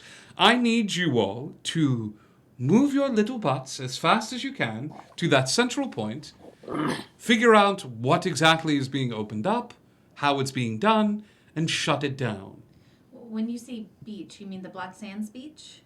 Yes, my dear, the Black Sands Beach. Well, and you don't know how it's opening up? How is anybody else supposed to shut it down either? Is everybody trying to figure this out at the last minute themselves? I'm sorry, are you not capable people?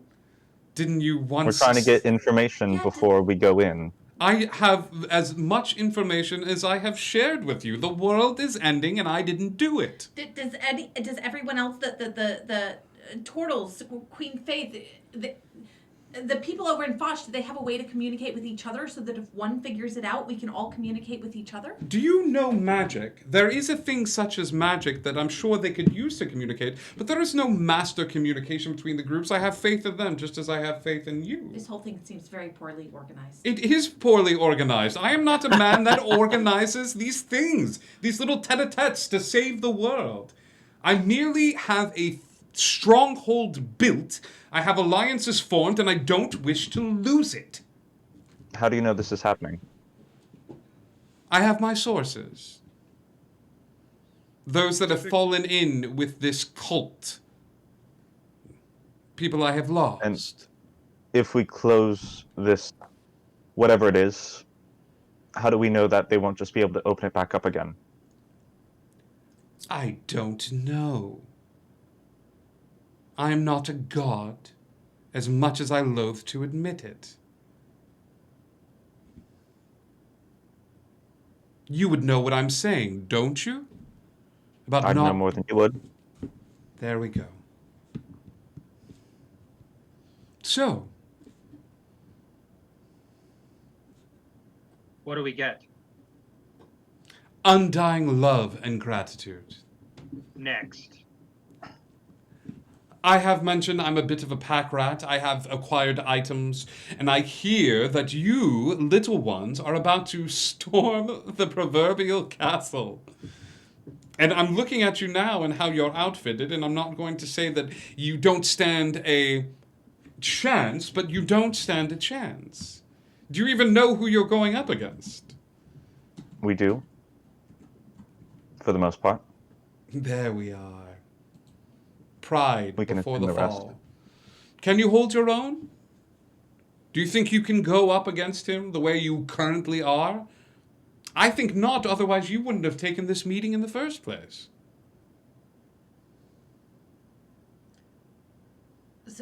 So I mean, I hate to say it this way, this is going to sound terrible, but other than potentially saving the world, what's in it for us other than us getting beaten down more, possibly killed, when we're just getting ready to go into some sort of other battle? He starts laughing. And he keeps laughing and he pours a cup of tea for himself and goes, because at the end of the day, you're good. You're good people. You save people and you help people and you make sure good things happen to good people. You make sure that people that were meaning to be sacrificed in a grandiose gesture are saved, be them family or not.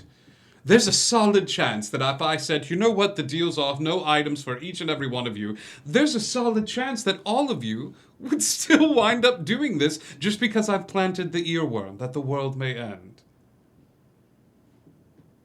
That's why you're going to do it, Thoe. Do we want to play this game some more? I didn't know there were items. He didn't mention items. There are items. Then get with the loot so we can be on our. Well, I've catered them. I've done a little research into who you all are. Allo, I love your belt. I think it needs an upgrade. Would you like an upgrade to your belt? Is that Depends on what it is. Fire Giant? It is. I don't know if I could up it any more than I possibly could. I mean, I do have this, and he reaches into his bag and pulls out a belt of the Storm Giant.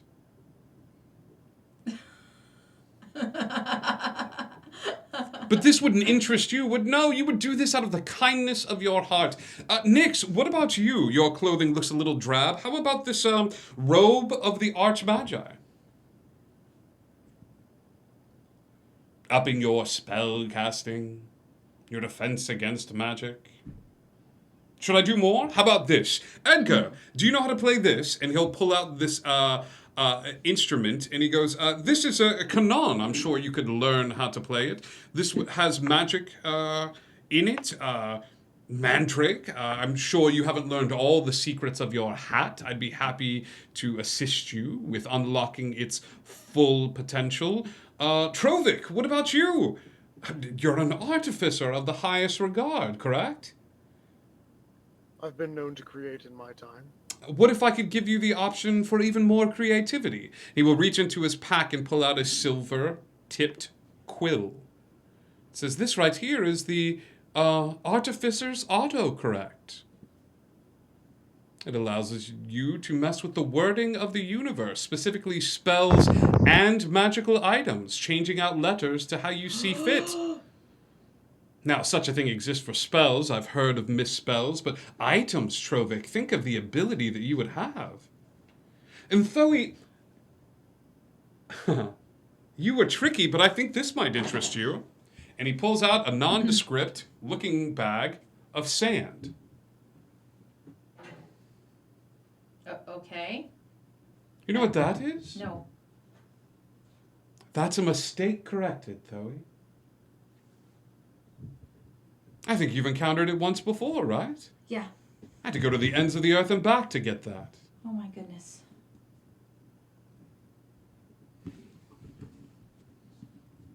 What was it? It was like 30 seconds? I think everybody else is frozen with that, which is so funny because we were just talking about time. That is... Okay, so here's what we're going to do, kids.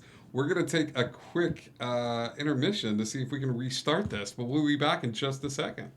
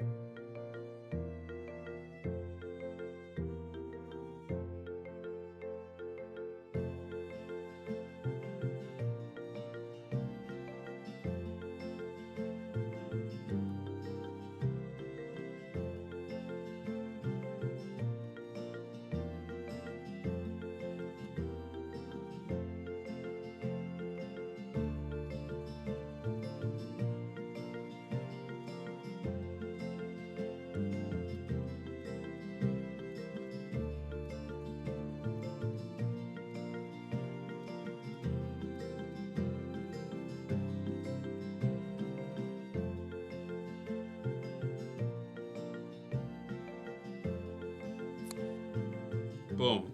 Hey, we're back. Sorry about that. Nix is going to be joining us here in just a brief second. Thank you guys so much for the hold. No, stop it, man. Wow. God, no, God, no one died. F. Press F for respects.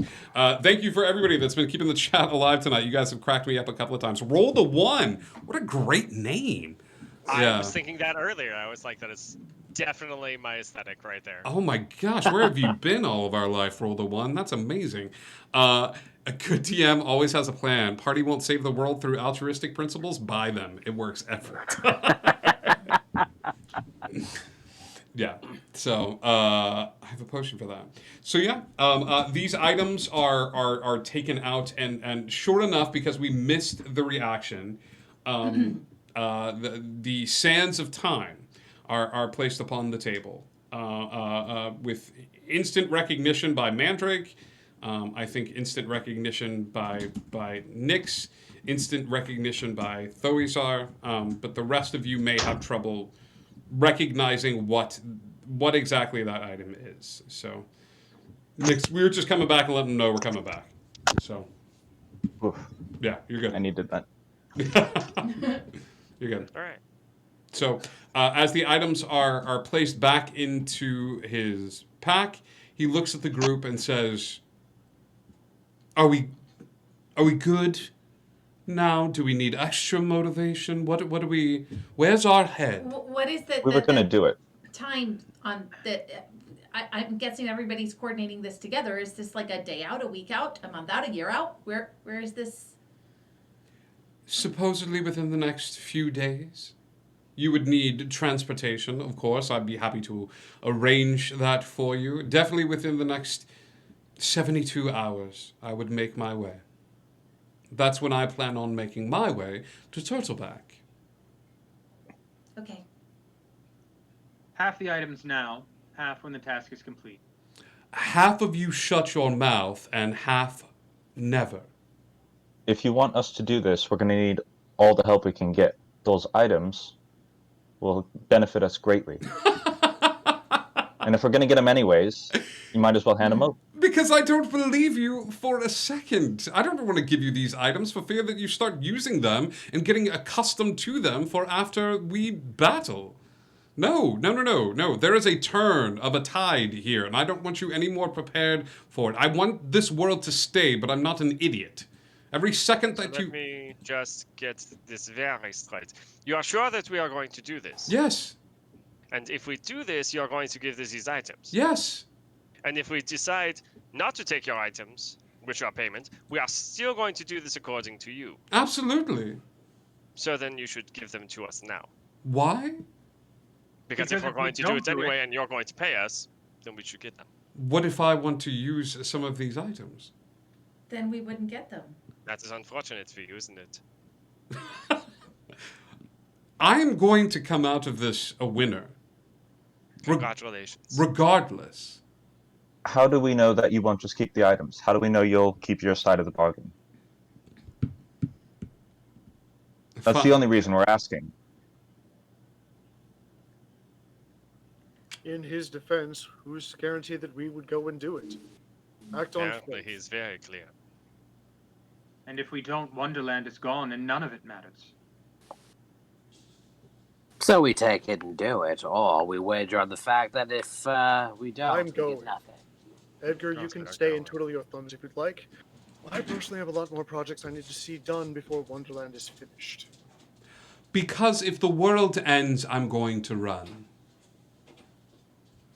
There are more places to explore, and I would rather have bargaining chips. However, if the world stays, I would rather give them to you at the end of it. What if we made a deal?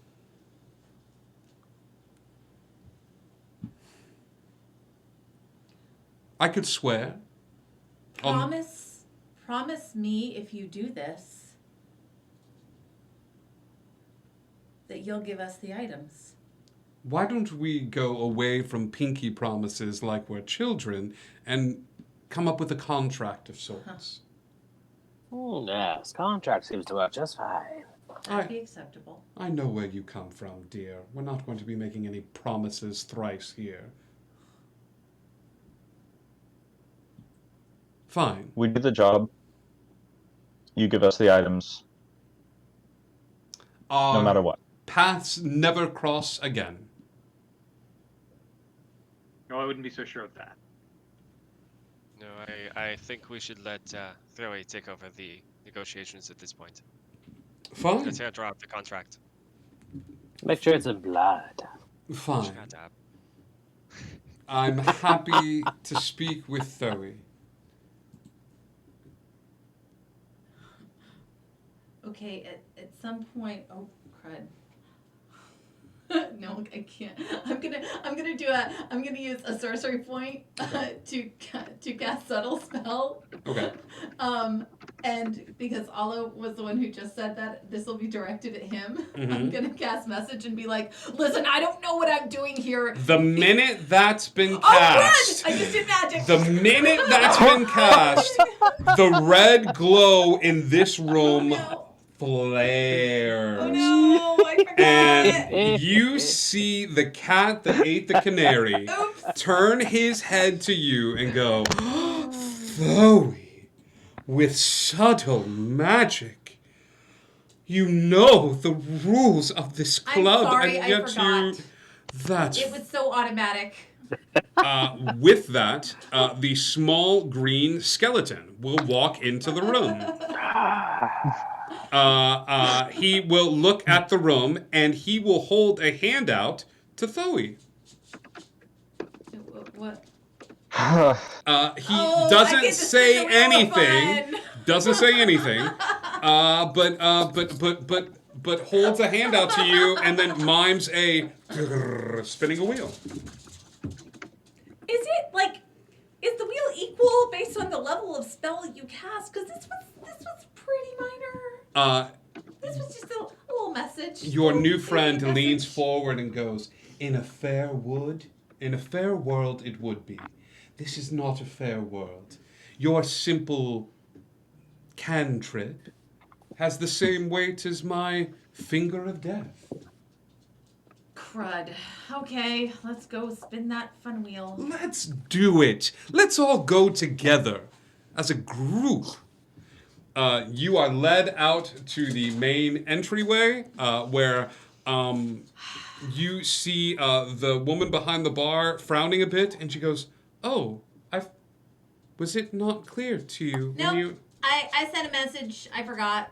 Oh. I apologize. I tried apologizing. It didn't work. I now get to spin the wheel of fun. The green skeletal being will go over towards the wall and press his hand against it, and a wheel will come out.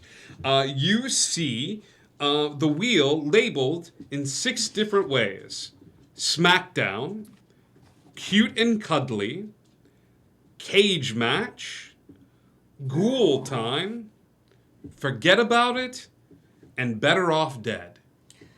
Go ahead and roll a d6 for me as Thoe spins the wheel of fun. You notice as Thoe begins to spin the wheel, people come in from upstairs, crowding the space downstairs as those members that were currently resting have begun to rouse and are awakened at someone spinning the wheel. 5. I don't even remember what that was, but it was better than dead. It was not that one. Give me 2d10, please. All right. Actually, 3d10. 3 d10s. Cool. Let's see what I roll. 4, 4, and 6. 14 hours. That's how much memory you forget. As you have landed on, Forget About It. Okay. As from this point on, 14 hours of your memory, including Aaron, are just wiped. Wiped. You remember going up to your room. I will say probably headed up to your room after feeding the little one, and your memory is just erased. Do we know which one she landed on, or It says very clearly, Forget About It. Great. Ooh, that's unfortunate. Someone's gonna have to talk her down. Where am I? Why are we here? Would anyone Don't else do anything. like to do Sorry. the negotiations? We're gonna need a minute. Of course. Take all the time you need. I'll be in the back room sipping tea. Why don't you talk with your friend? Zoe, I need you to stay very calm. You are surrounded by skeletal figures. You are surrounded by undead creatures. There is a woman behind the bar, and you are confused as to how you got here. Do not cast magic, no matter what. Alo has metal wings that are sprouting right. from Oh my his gosh. back. How long have I been out of it? When did he get wings? Why are we in a It room is- full of skeletons? It was only a moment, I assure you. I haven't even been to. I didn't go to sleep yet. Where is? What's the what last day thing is you it? remember? I was walking upstairs to go to bed, but I didn't actually go into the room, right? Okay, I was walking upstairs. I was going to bed, and all of a sudden, Where I'm at? in a room full of skeletons. Where were we? Ivory paws. Yeah. Okay. It's the next day. Okay. Why did we? You just skip had time? you just had your memory wiped because you used magic. So please do not use magic. Okay. Did I miss anything else other than the wings? Don't get angry, that could cause it to. Or Don't fight get someone. angry. Oh, good. Yeah, it's really easy to control my emotions too, so this is great. Now, with that out of the way, we need to figure out someone who's going to negotiate this contract. And I dare say, I am not one to do it. Fine, I'll do it. Okay. Unless someone else wants to. Nope, you're probably the most level-headed. If he hasn't left yet, would you guys have waited till he left? To start talking to Thoe? Yeah. I would have started talking immediately because I Immediately, need her to yeah. know Oh. not to cast anything. If he I'm not could, waiting. if he could hear you, there's a shout from the room. Please let Mandrake do it. Nope, I mean, what's happening? we can all You're go not in. doing it, and I'm not One doing person writes it. it. You can, That is- but That is not wise. I don't know how these contracts work. Could someone speak as a proxy? the idea was she's... I Okay. understand the idea, but could someone speak as a proxy, and those effects of a contract with her still stand? Could they? Question mark? Is that something I would know? No. I mean, nah. He's. I haven't... Yeah. Like, most of my Fey dealings are not like, let's make a Right. deal. They're like, hey, I'm gonna fucking kill you. Yeah. So I don't know if I would know. Well, Not this character, anyway. I think even as exhausted as he is, Trovik Trovik not is best the best for this in this moment. If I go in there, If either of us go in there, you and I will start fighting him, and then we're all going to be screwed. So, Trovik, As you wish. And I'll head back into the back room with JJ. Okay. Is he the only one going? I'll go. well, I'm a go. Olive's Just gonna not go. save him. Though he's I'm gonna- going. Yeah. I'm staying with everyone- Thoe. yeah, Okay. but I'm gonna stay outside. I'm not gonna go in. Nix isn't Ugh. going in. No, All I right. want to, but I wouldn't. Trovik, come on in. You level-headed you.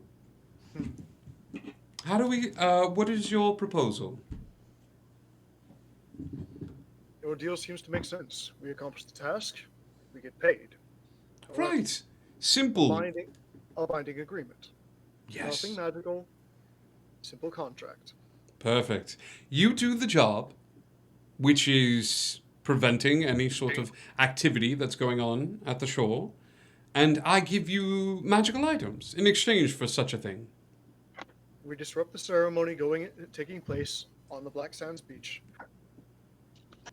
Prevent that portion of the summoning from happening or melding, taking over. Upon completion, where would we meet you to be paid? Why not back here? It does seem to be the most expedient place to arrive. Doesn't it, though? Because you're going to wind up here either way. I'm just saying. If one of you were to pass on, it's one-stop shop. You can drop one off and then meet me. Well, here's hoping that we don't need to drop anyone off. Oh, of course, of course. Here's hoping. I'm sure it'll be fine. Mandrake won't be impetuous. Nyx will probably cast something, right? Why is it that you hate Mandrake so much? If you don't mind my asking, of course. No, you're free to ask all you want. I don't like Mandrake because he's an entitled little brat. He feels like he's entitled to that hat because of his dear grandpappy. He feels he can cheat destiny by switching over bodies at the last second. He's spoiled. He doesn't know hardship like you, Trovik, or your brother. The better question in my mind is, why do you travel with him? Different reasons than when I started, I admit. Okay. My turn. Please. Question for you.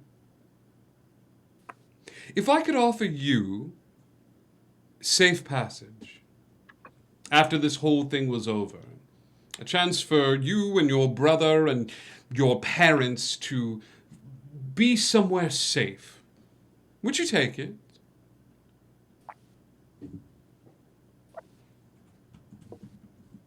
Leave Wonderland. Of course. There are other ships, there are other ports. I would have to respectfully decline for 2 reasons. I can't possibly make a decision for my entire family, not on my own. And this place is full of inspiration. I doubt anywhere I'd go would be quite as pleasant to observe. Can I ask Try to another... understand. I understand. Can I ask another question as a freebie? As a freebie? The preserves that Arlo's father makes, how does he get them so sweet? He wasn't at the house when I stopped by. I assume he's somewhere else. Family secret, I'm afraid. Even I don't know yet. I've been trying to figure out for decades. Darn it all. Could we add another stipulation in the contract then? Depending on the severity of the stipulation. Once you receive the items, you do not come after me. Now, JJ, why on earth would I come after you if you've accomplished your task and abided by our agreement? Because we land on different sides of the spectrum, morality-wise. There's this thin gray line between you white knights and the dark. Edgar walks it fairly close, though he's making grandiose plans, and even she's tiptoeing in the waters a bit. Hell, Nyx, Arlo, Mandrake, I see the darkness in them as well, but Trovik, you're about as close as a white knight... Ooh, bad choice of words. You're about as close as a hero as I think this group comes, and I've been naughty in the past, Trovik. I've made poor choices. Haven't we all? Yes, but I've done really terrible things, and I just don't want you heroes suiting up, gearing up, and coming after me. Then perhaps another caveat on our end. Why not? Excellent. You take every step not to endanger the lives of anyone else after the completion of this task. Everyone else? Unless they directly do you harm? What about things I've done previous to this? All of those are fine?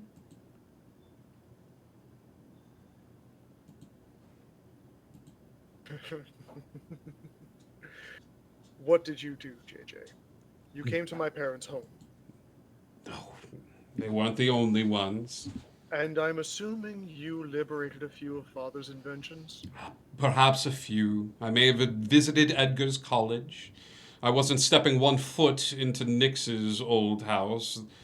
There's more than a few skeletons in those closets.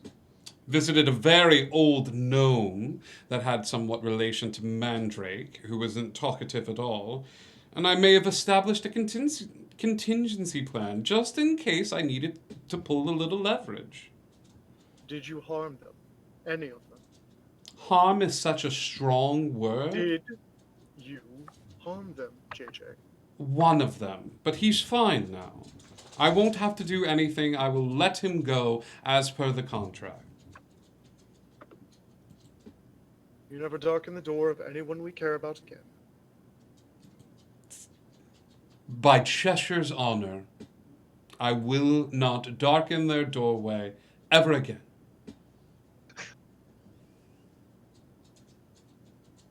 No deal. Are you sure? Manny? Are we not friends anymore?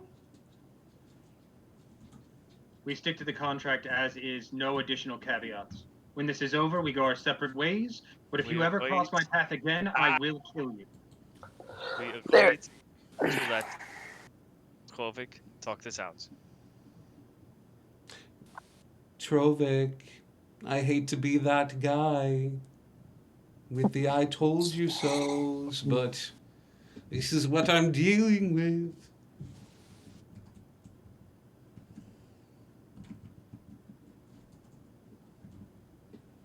Give us a moment, and I'm going to kind of like tug on Mandrake's hand to like in the hallway. Trovik, Nyx, Thury, Edgar, I'll tell you, you seem a little bit more level-headed. I promise I'll let him go as soon as we're done here.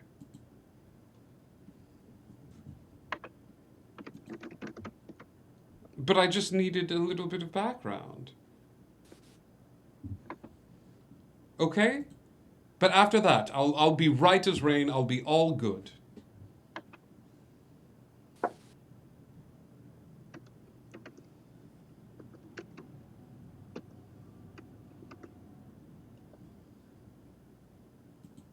Give me a summation of what the contract entails, please. Sure. The contract entails this. You will head over to Dark Shore and take care of this little problem that I'm having with the Jabberwock, shutting down this particular contingent over in that direction. Once you do, we will meet back here at the club, and you will receive the magical items that I've given to you. Right now, the weird conversation that's having to happen is that Mandrake has to talk to Arlo outside because I don't want you all coming after me. I may have gotten a contingency in case I couldn't force you to do this with magical items, in case I was worried that you wouldn't do this altruistically. I had to find leverage in another sort. And listen, I have to do this to protect Wonderland. But Grimm's child didn't expect it at all. He doesn't even know who or what I am. I'm not even sure. Who's in the room with me, outside of JJ? Thoe, Nyx, Edgar. I thought we stayed outside. Nyx stayed outside, so it's Thoe, Edgar, and... No, I thought I was staying outside with Thoe. No, I said No. I Did you went go in. in? Thoe and Edgar. Oh, so she didn't go in. No, Thoe's inside with Edgar Oh, then I would have gone in then. and Yeah. Nyx. I will turn to you two, to Thoe and Nyx. Who is Grim? He helped save the world. He didn't make it. The first time, before you.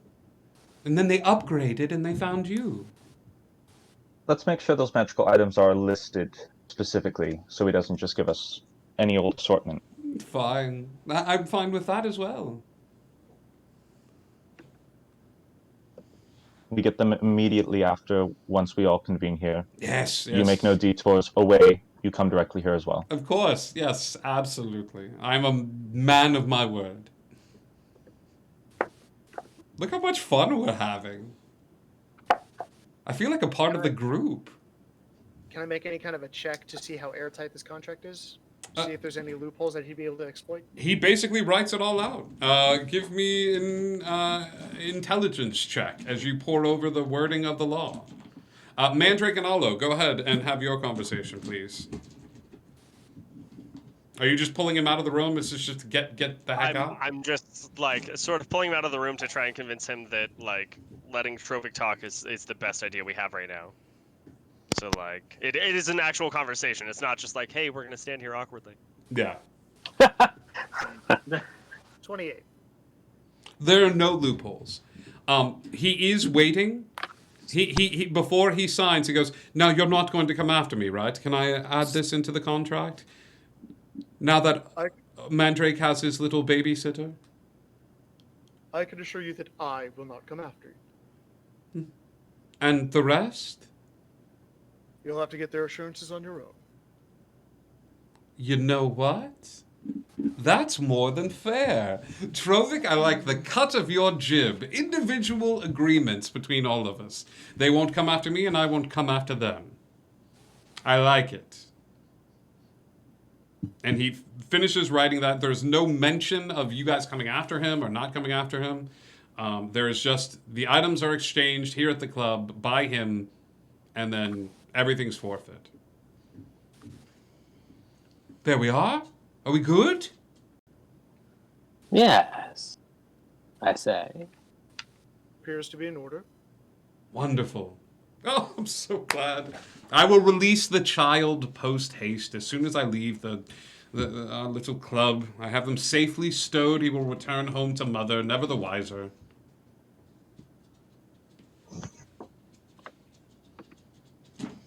You can speak to the others about the protections clause. No, I don't think I will.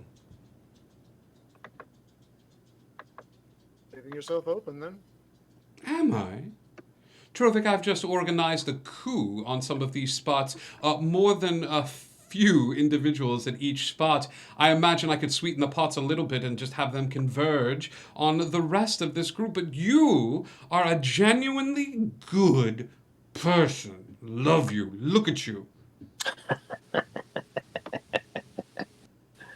I just don't have time for talking around things. Direct and to the point seems to be the better option. Trovik, JJ. I'm related to Cheshire Cat. I've never been direct in my life, and I consider it an insult to be called as such. There's more fun to be had speaking around. The Maypole.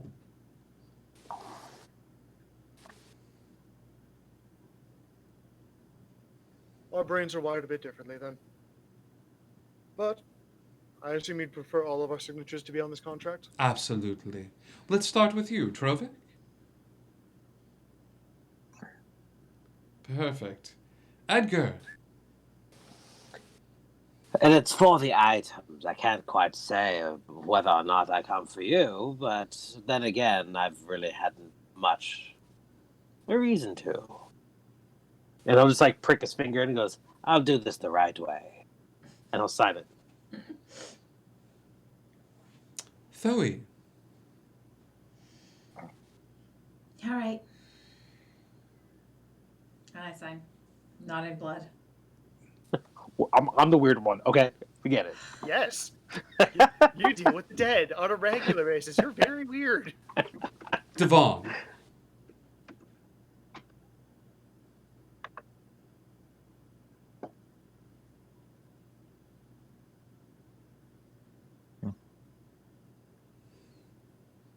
Nyx. I'll go sign it. Both names, just to be sure. Lovely.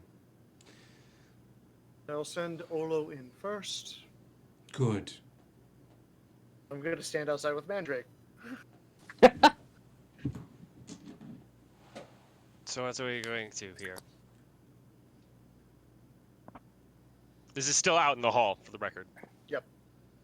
I'm assuming this is your conversation we've been having in the interim. Oh, okay. If we're gonna cut to the conversation we're having, I'd like this as little as you do. I promise you. Knowing that he decided to visit my home makes me hate him even more. Trust me. But we need this. We can't trust him. I'm not saying we should. We can. The unfortunate thing is he is right. We're going to do this whether he gives us what we are offered or not. Then why does he need us to promise that we won't come after him? Protection. The good thing about making sure that Thoe is not the one signing the paperwork is that we are only hold to a contract as much as it could be. You and I may not be able to go after him, but we find someone else, we pay someone, we put together an army, and send them. I'm not particularly concerned about how he ends up dead as long as he does. As much as I would like it to be in my hand, if this is what it takes to make the world safe, then we do it. If protecting people means that someone else gets to kill him and I don't, then what choice do we have, Mandrake? I need to know that Bixelby's okay. I do not actually know who that is, but I'm sure that we can talk. That The tend old to gnome. The one he visited. Okay. Then we make sure that it's written before we sign.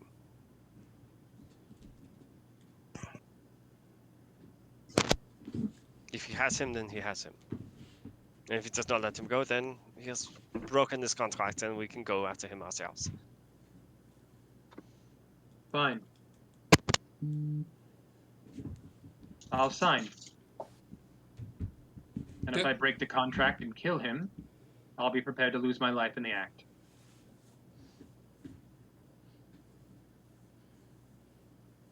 But are you ready to risk everyone else's?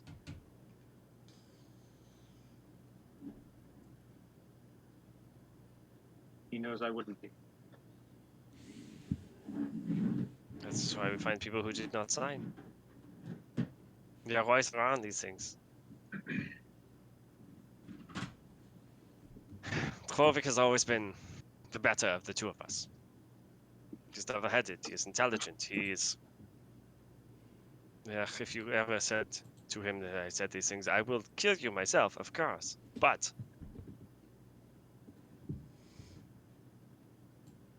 he knows what he's doing.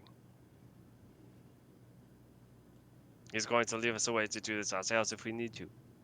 Well, maybe not ourselves, but to make sure that it gets done. Fine. I trust him. I'll sign. At this point, I'll pop my head out. The contract's been drawn up. Feel free to review it before you sign. Good, we need to ask for the release of Bumblebee. Bixelby. Bixelby, The I gnome. apologize. It's a strange name for a Bixelby. child, but all right. Wait, a child? Yes. Some fellow named Grimm you used to travel with. Mandrake rushes into the room. Yes, oh, you, okay. Hi, Manny. I believe Arlo was going to sign first, and then you are going to sign. Where is the child? He's going to be released. He's staying with associates of mine. They're under strict orders not to harm him as long as I come back within the next 24 hours. You are such a sucker for children, Mandrake. I find that very endearing about you. You do know that, right? You and those little gnome children, as if you were the collective father for all of them. I never had that growing up. I'm quite jealous. I don't know how, but you'll pay for this. And I'll sign and walk out. Well, someone's got fussy britches. Arlo, we're waiting on you. I'm gonna take a minute to read over the contract. Is the release of the child in the contract? No. Nope. You're going to need to add the release of Bixby and this child into this before I sign. Don't have Bixby, but if it makes you feel any better. That's just fine. Yeah, and he will write down the release of Bixby and the child into the contract. Okay. And I'll sign it. Perfect. We have an accord. And he will sign it last, rolling up the contract. Very How well. does he sign it? Hmm? How does he sign it? Like, what name does he sign with? Yes. Is it JJ or is it full? Oh, it's JJ. Is that going to hold up? You assume it's the intent less than what Okay. you type on it. You do find that weird alliteration between Mandrake Madigan and JJ, the M&M and the J and J, sticking out in your head a little bit. But that's it. He goes, All right. Good. Well, I'm going to stay here for quite as long as possible, just in case Mandrake gets another wild hair. But then afterwards, I will go and release the child as we see fit. But just think how much fun you're going to have with those magical items. It's going to be so powerful now. Really, I'm looking forward to it just as much, if not more, than you are. Said you could arrange us transport to our location. Absolutely. You have full reign here at the club. I've purchased you rooms for the evening. Please feel free to stay. But when you leave such a place, you will be able to find a cemetery, I'm sure, close to that side of the continent. Glance over at Edgar. Do you know of one? Would I know of one? There are maps. Please do not rely any sort of means of transportation on the insightful, charismatic, but less than intelligent Edgar. I want to be always entered in here. I don't ever want to be left out in the wind, like that damn gargoyle calling me the worst student. I want to be accepted here freely. Are you the worst student in your class? That is neither here nor there.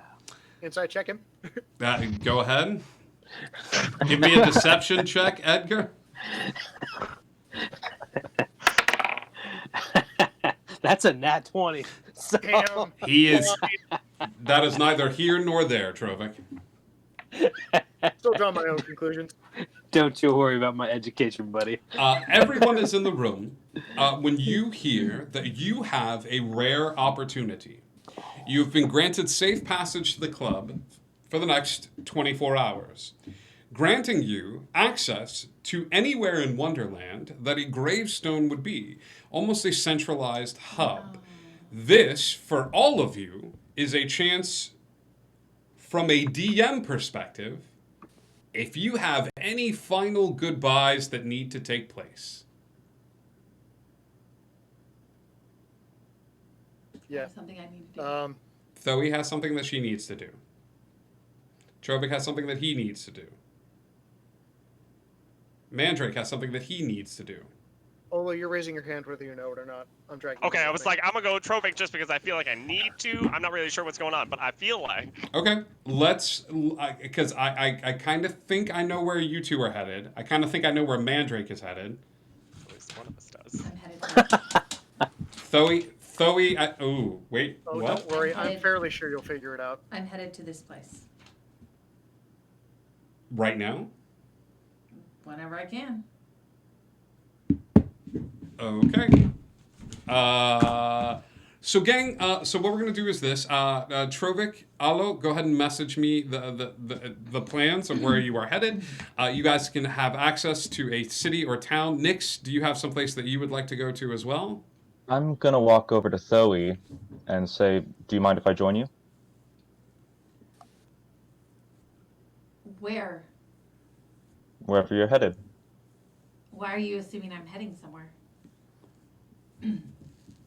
I mean, other than me who doesn't really have a place to go other than where we're going in the end, I assume everyone else is somewhere they want to be. I have something I have to take care of. It's kind of personal. And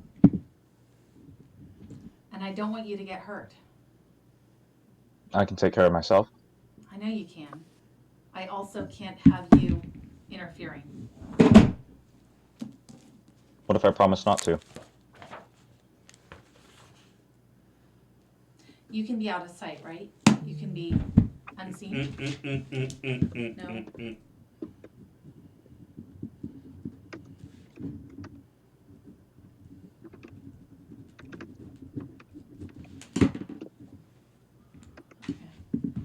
You can be unseen, right?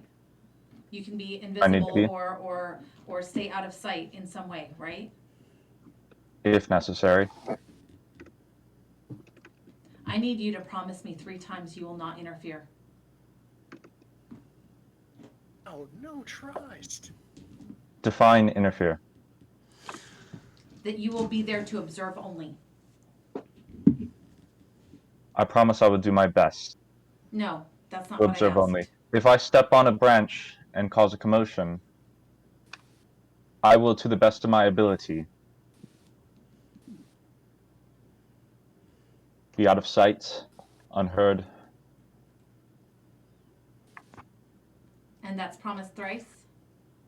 Yes. I'm so sorry, Nyx. I need you to say the words "I promise." I promise. Okay. There is a slight pop of arcane energy as this promise has been made to a member of the Fae, and you feel a slight tug in magic for the time being. Thoe, with Nyx in tow, unless anybody else would be chasing after, makes her way towards one of the mausoleums. Thoe, where do you and Nyx find yourself? I'm going to the tree. My tree. Okay, you're going to the tree. One where I died. The one where you died. I can't. Okay. Okay. Have to finish it. Nyx, what are you casting?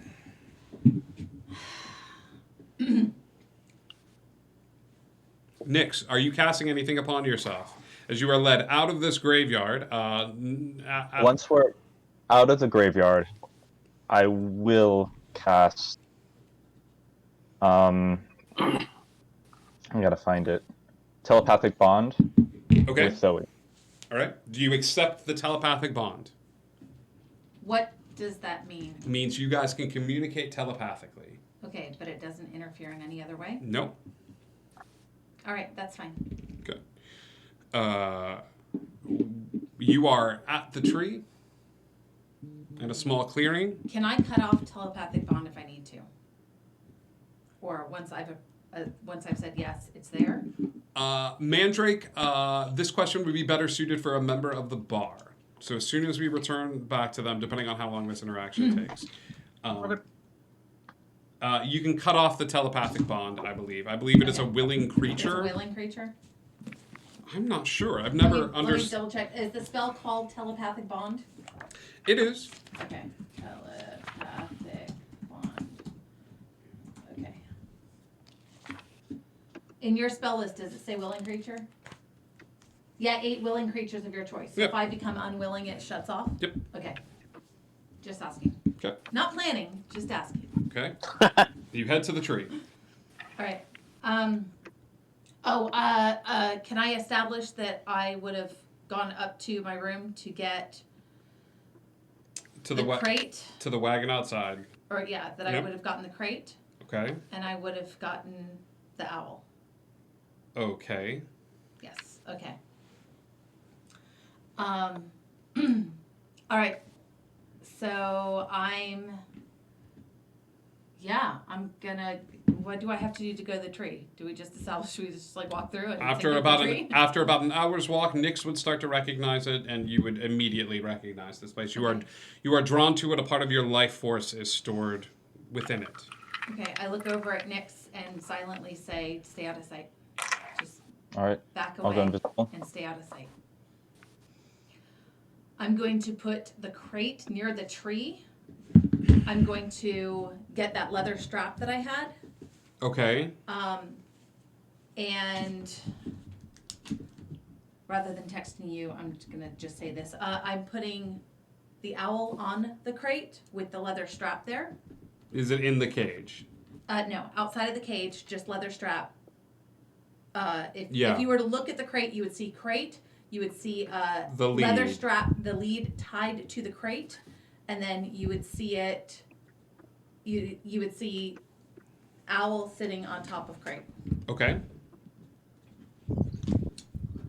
And okay. And rather than texting you, I'm just writing that. So I'm going to stand a little ways away from the crate Okay. and say very loudly,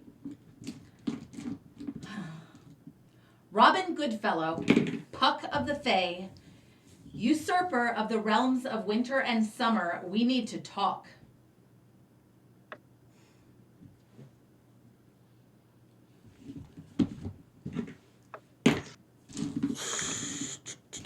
Go ahead and give me probability dice, Yep. please.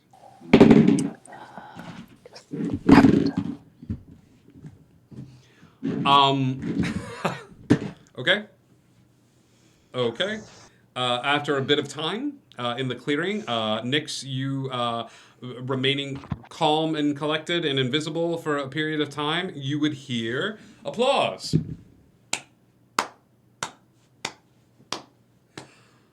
I mean, wow.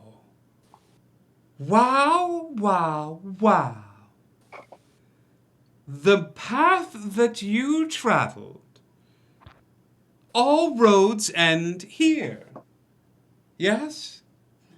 It has been a long path. You have no idea how long this path has been. I'm somewhat aware. I feel the imbalance. You did it.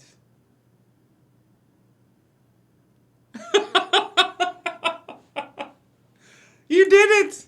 Look at you! Did a lot of things. You did indeed. You're practically radiating. I don't even want to touch you. I'm here for a trade. All right. No foreplay, I understand. You're here for a trade. What sort of trade? Question for a question. A question for a question. That's the simplest of games. I think I can handle that. Okay. Okay? Me first. Sure, why not? I could kill you where you stand, but you just pop up in the tree anyway. You could try.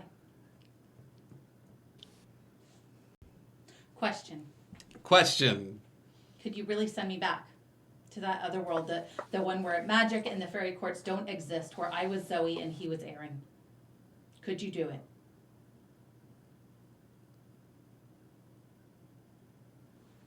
I have it within my ability.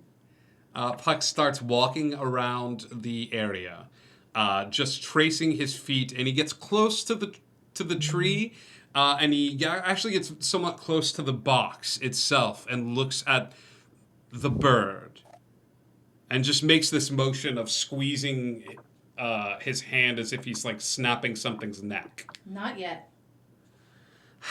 I could. Is it my turn?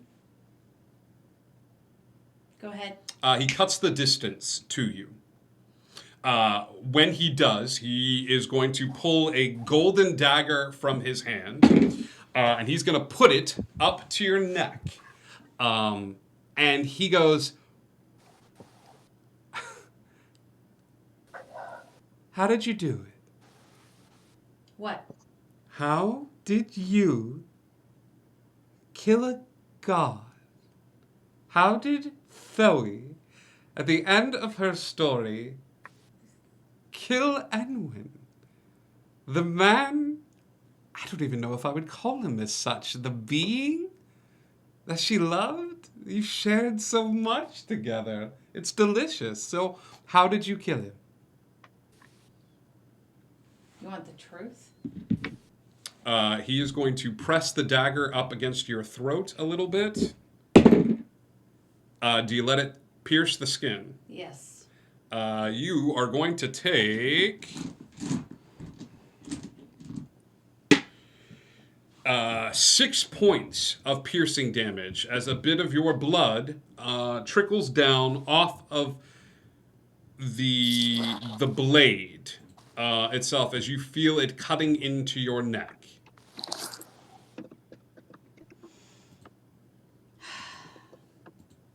I want the truth. You only have so long in this lifetime. Might as well reveal what truths you have. The truth. I didn't. You didn't. My dear Puck, only 6 beings in this world had control over you.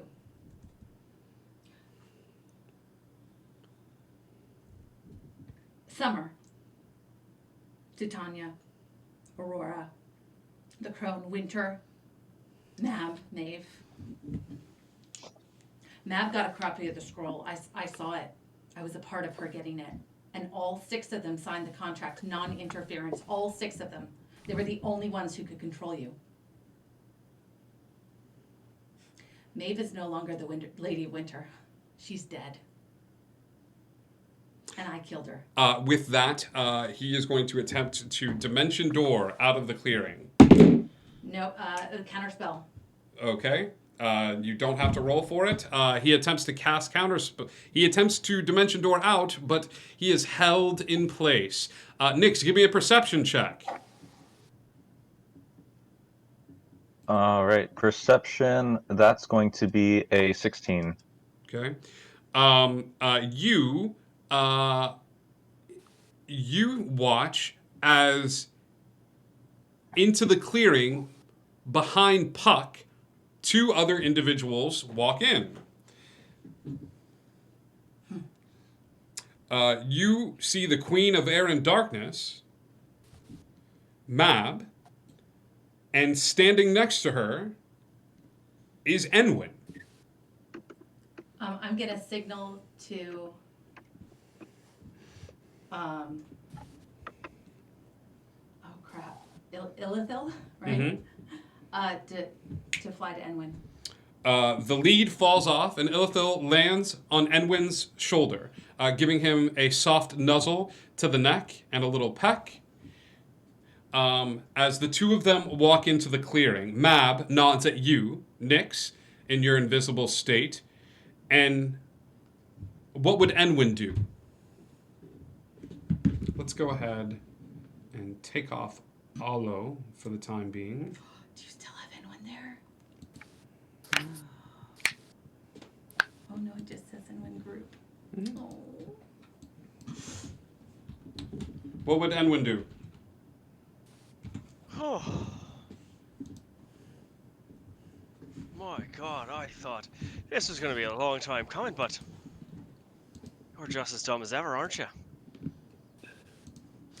A look of panic and fear enters into his eyes as Enwin manifests in the clearing. He starts to dart back and forth, looking between Mab and looking between you as suddenly, Nix, the dominoes fall in place. As Mab, the Queen of Winter, stands in the clearing with the Lady of Winter, a member of the Fey Courts. As Puck takes a dagger and instinctively is going to throw it at Enwin as hard as he can. Yes, well. Okay. Go ahead and what level? 4. No, 5. Okay, go ahead and roll. Yep. This is so hard. Okay, that is. It's so close. It's not. It doesn't matter. It beat someone else hit. 13, 19. Numbers are hard. 23. Numbers are so 26, 31, 36 points of damage. 72 points of cold damage. As this chaos bolt flies outward, slamming into Puck, and you start to see the tendrils of ice start to reach up, and Mab pulls out a white bag. You're unfamiliar with what it is, but it says the word popcorn on it. As Mab sits upon a tree stump and just begins to watch, dipping into this small bag and popping bits of kernels out of the bag and into her mouth.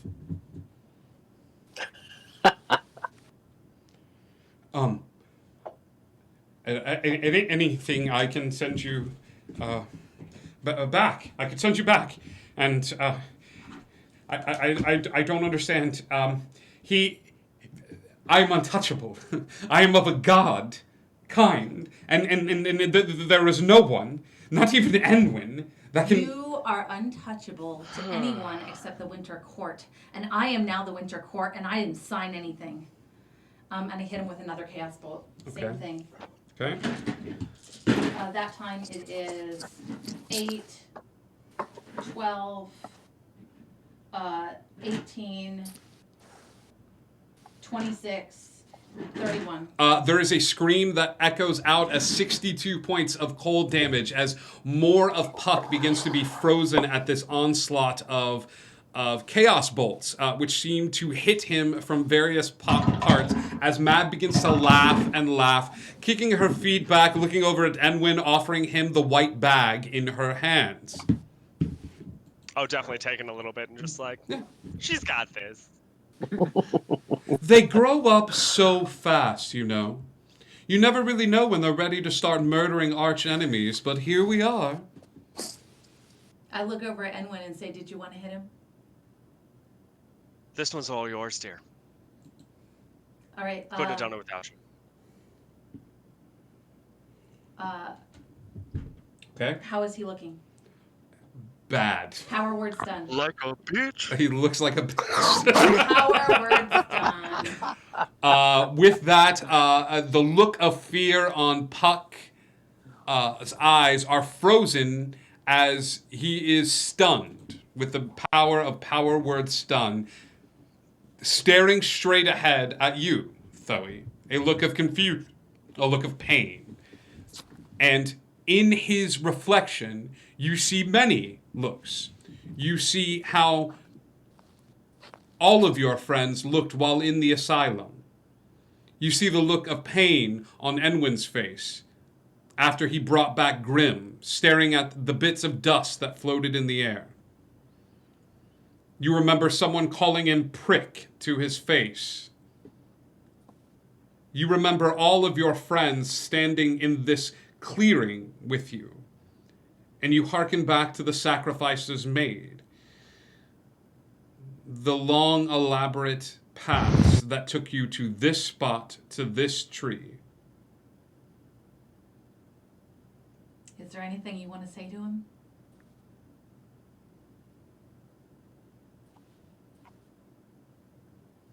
This one's all yours.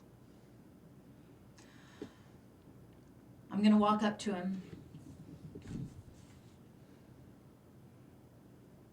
and say, I have put so much at stake for this moment. I have put so much time into this moment. And Enwyn and Mab are here to witness your death.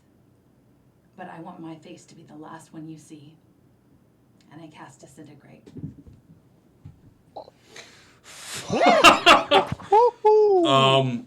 This is not the scene in the movie where the guy falls into the water and he's going to live to see another day. This look of confusion on Puck's face continues as his body disintegrates, floating off into the wind. Small scraps of it floating ever upward. And with this blast of arcane energy, a light snow begins to fall on this warm summer's day, coating the bits of ash and bringing them to the ground in slow, soft arcs. As Puck, a man thought to be a god, is no more.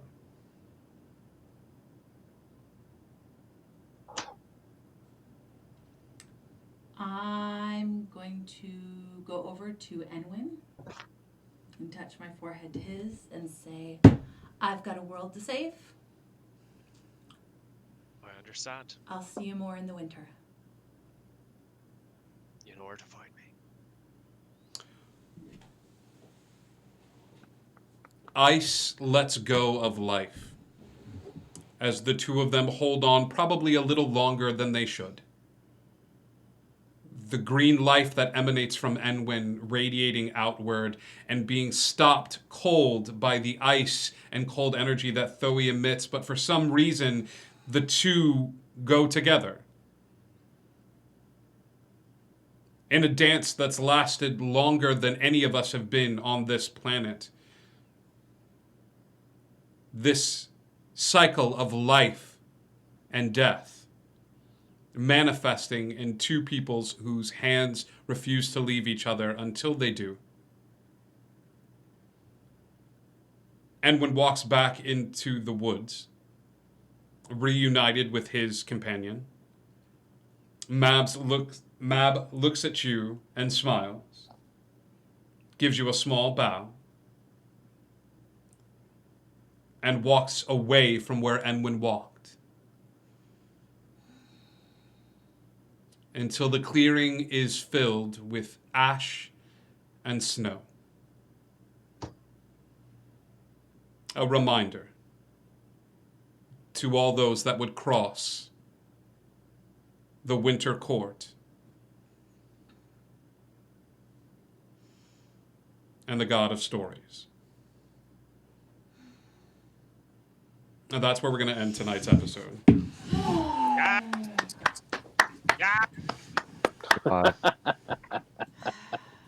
Thank you all so much for tuning in.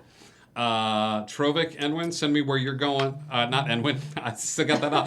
Do you see? I changed it to the DM. You are of the God kind. Your symbol got changed to that.